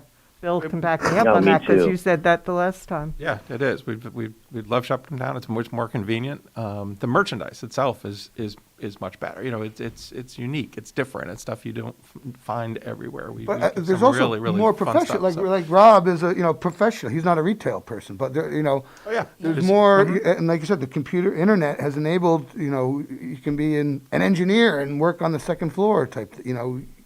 Rob and took take the advantage Cuba, of. Hey, how took did you the know I Cuba worked on the second page. floor? He took our I didn't actually. I just hypothesized. Rob took our Cuba page and he redesigned it, but he didn't redesign it. He recreated Cuba, and we became Cuba Network instead, which was a concept. I'm old-fashioned. I'm old. I'm the historian of the group, truly. But I can tell you how it was, and I can tell you where it's going, and where it's going is with the new energy, and the new energy is just so great right now, and everybody's working together. So Rob recreated it, and you should just visit Cuba Network because it has everything that's going on all the time to the minute. As president, he'll still be punching it in, even though we have wonderful support Well. staff from everybody. Rob not only works uptown, has his business uptown, he lives uptown. So he lives on Wall Street, works on Wall Street. He's been head of beautification. He put all the stars out. He decorated the tree. He's a hands-on president for sure. And That's yeah, fantastic. I have to give That's- him yes. really credit for all of that. That's what it takes. Kudos. But keep it up. Yes. That's Yeah. what we need.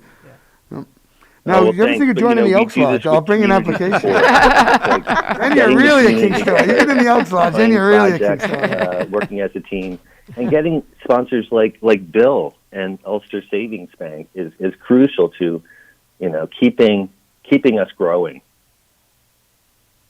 Yeah, absolutely. Support, yeah, it means so much. It really does. And like you said, Nan, it's hard to reach out now to the businesses, and everybody's struggling. And for the Ulster Savings Bank to step up, not only with this initiative, but so many of the initiatives for Uptown Kingston, it really does make a huge Now, difference. I believe parking's free again uptown, right? Yes. Yes. It's free Yep. through New Year's, I would Right. think. Now, I imagine there's probably. I was extremely disappointed last New Year's when nothing happened uptown because I'd gone to like the previous four. It'd become a great thing, We'd have a little dinner at my Yeah. house. We'd walk uptown, celebrate the ball drop. This year, COVID, understandably, but my input. If you guys can resurrect that again, that was such a awesome time. I mean, it was really one of the best nights in the city of Kingston. Just to be proud and on the street, young and old, and walking up there with my son. It was like so cool. Yeah, amongst your neighbors celebrating. It is beautiful. Yeah. So if there's any, I'll even volunteer. I live uptown, I'm not a business owner, but I'll volunteer in the committee for the 2021 New Year's or whatever, next year's celebration. Rob, get that name down. Yeah, Right. 3899574. Call me next bring year. in 2022 together. That would be great. I would There's love a lot to- of things that we want to try to get.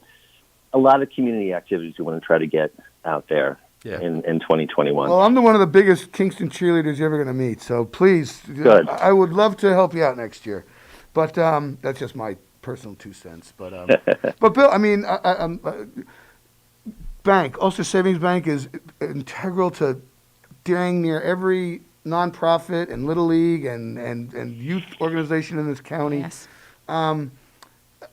Thank you, first of all. But you're uptown. You're a huge anchor uptown. You're probably the biggest single employer uptown.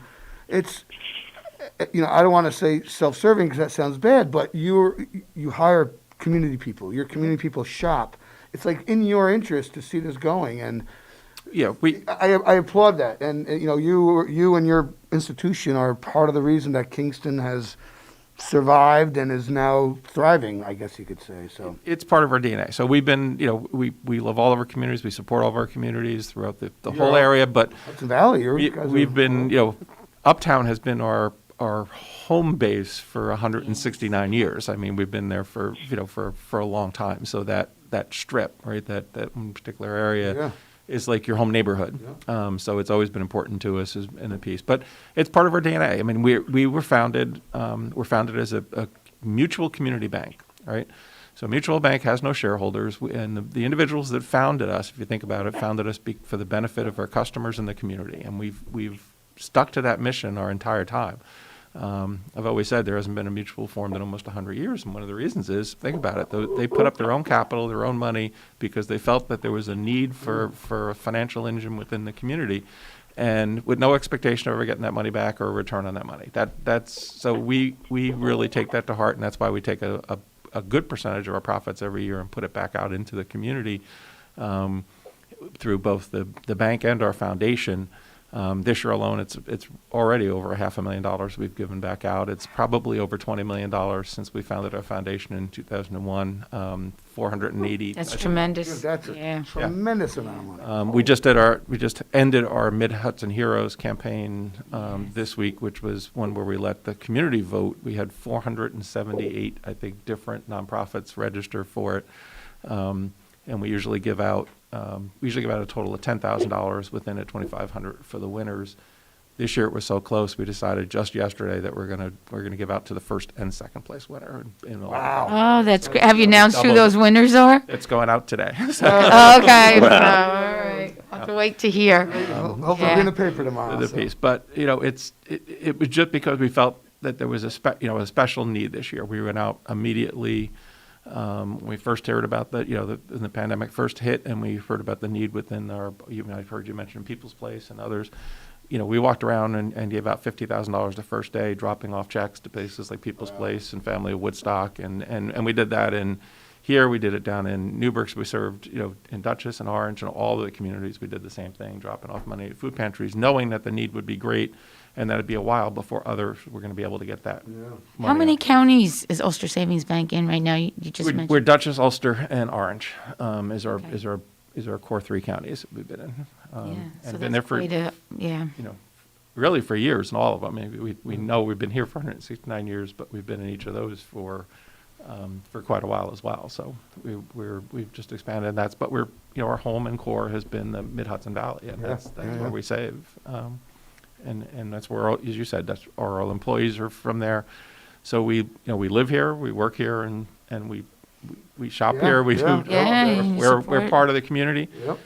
We give away a lot of money, but we also ask 100% of our employees to volunteer within the community, and that's one of our goals as well. So we give out, I think last year was over 10,000 man hours that our employees donated their time. So That's it's not just tremendous. the capital, but it's the human capital, right? It's the having those volunteers, and that's important to us as well. And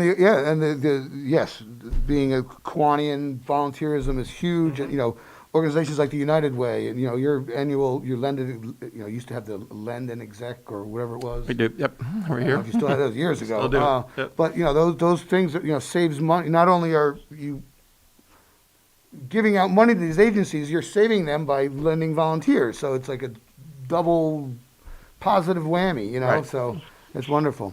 Yeah, on a small scale, we do the same thing. And Potter Realty has been known to give back on a very, very small scale. This year it was to the children's coat drive at the school. They had a really big need because the kids weren't in school, and so identifying the children that needed coats. So I formed a partnership with the Board of Realtors, and I donated 100 coats, and they donated 100 coats. Wow. And jackets to, but they were dropped off at George Washington. We just got finished with Community Action doing 250 baskets for Thanksgiving, and it's nonstop. But the good thing about it is it's not just myself and my son and my one associate.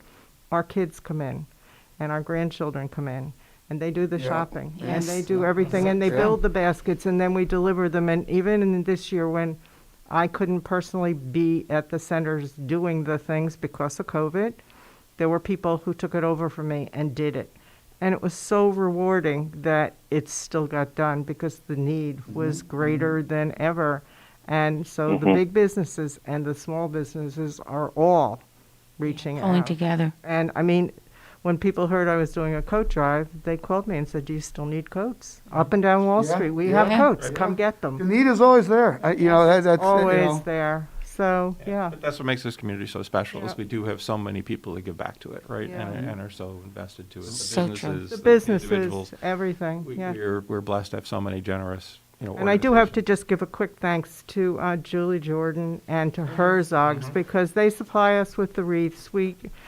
Julie supervises the tree going up. She is the chair of Snowflake, which of course could not happen this year, but we're planning for next year.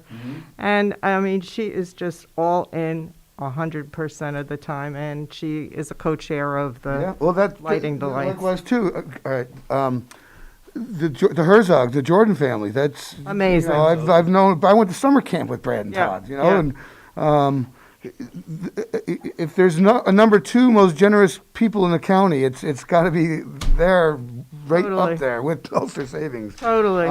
Both personally and financially. You know. Exactly. You know. Yeah. Yep. It's all part of it. It's all part of it. Yeah, that's- All part of it. Yep. And it's great. So, we just It's love a what we're pretty doing. great place to live and visit. Yeah, too. yeah, and it's we have to keep it that way, you know. Yeah. But so uptown, like you said, you guys, there's free parking. Yes. Is there well, I'm sure Cuba has a webpage, but you said, is there a clearinghouse website to shop, or is all the stores individual websites, or do you know? Individual websites, yeah. I mean, it's the best place to find if a store is open when you happen to be shopping. If it's off hours, just check them on Google. But come up here if there's a lot of businesses that are open. We're even opening on Sundays too, which we've been hoping to do for a while. But a number of businesses jumped on that. Bob Tatum and the Kensley is now serving brunch. So yeah, I would just stop on up. Yeah, come on up. I'll add See the to lights. that one. Lola's opened Lola's Pop-Up, which is open except Sunday and Monday, breakfast, lunch, and dinner. And it's great. It's in the old Bergevin for the old timers. And it's got a wonderful menu from oatmeal to egg sandwiches in the morning, and then switches over to a lunch menu, which is served all day, and then pizza. And it's great, and it's right there, and everybody's been waiting for what's happening in the Bergevin building myself for included, yeah. years, so it's Hey, there. and a big reminder: if you don't want to eat in, or perhaps you can't dine in at your favorite restaurant right now, get a gift certificate. Give a gift certificate for the future. I know we've done this a lot over the year, but it's a great gift. It's a great gift. I'd like one. Okay. I'll keep that in mind. Keep it in mind. Yeah. But the Duo is going to be reopening. Right? It is reopening. It is reopening. It's reopened. Oh, okay. I did. Yep. Okay. They are serving lunch and dinner on certain days. Definitely open, though. Do you know if there's been any movement in the old Two Ravens building?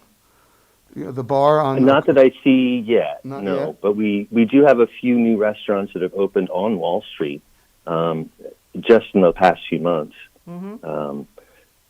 There's the sushi place, which is First Capital, and It's a bowl. man, what's the name of the place on the corner of Wall and John? Buns. Is it? Oh, Buns, burgers. Well, Yeah. Buns, yes, that's opened recently too. Delish. Reopened. Yeah, yeah. But it's gross. That was So on anyhow, ours? so unfortunately, I'm getting a signal. We have to go. We've chewed up a whole half hour. That's So, good. man, thank you so much, Bill, Rob, Gaston. Thank you so much, listeners. Thank you, thank guys. you. And Dan, we'll see you next Tuesday. Thank you, Cameron Rylance, and we had Rob Gaston and Nan Potter and Bill Calderera in with us today to speak about Uptown Kingston and Kingston Uptown Business Association. Thank you for being with us, and thank you for listening,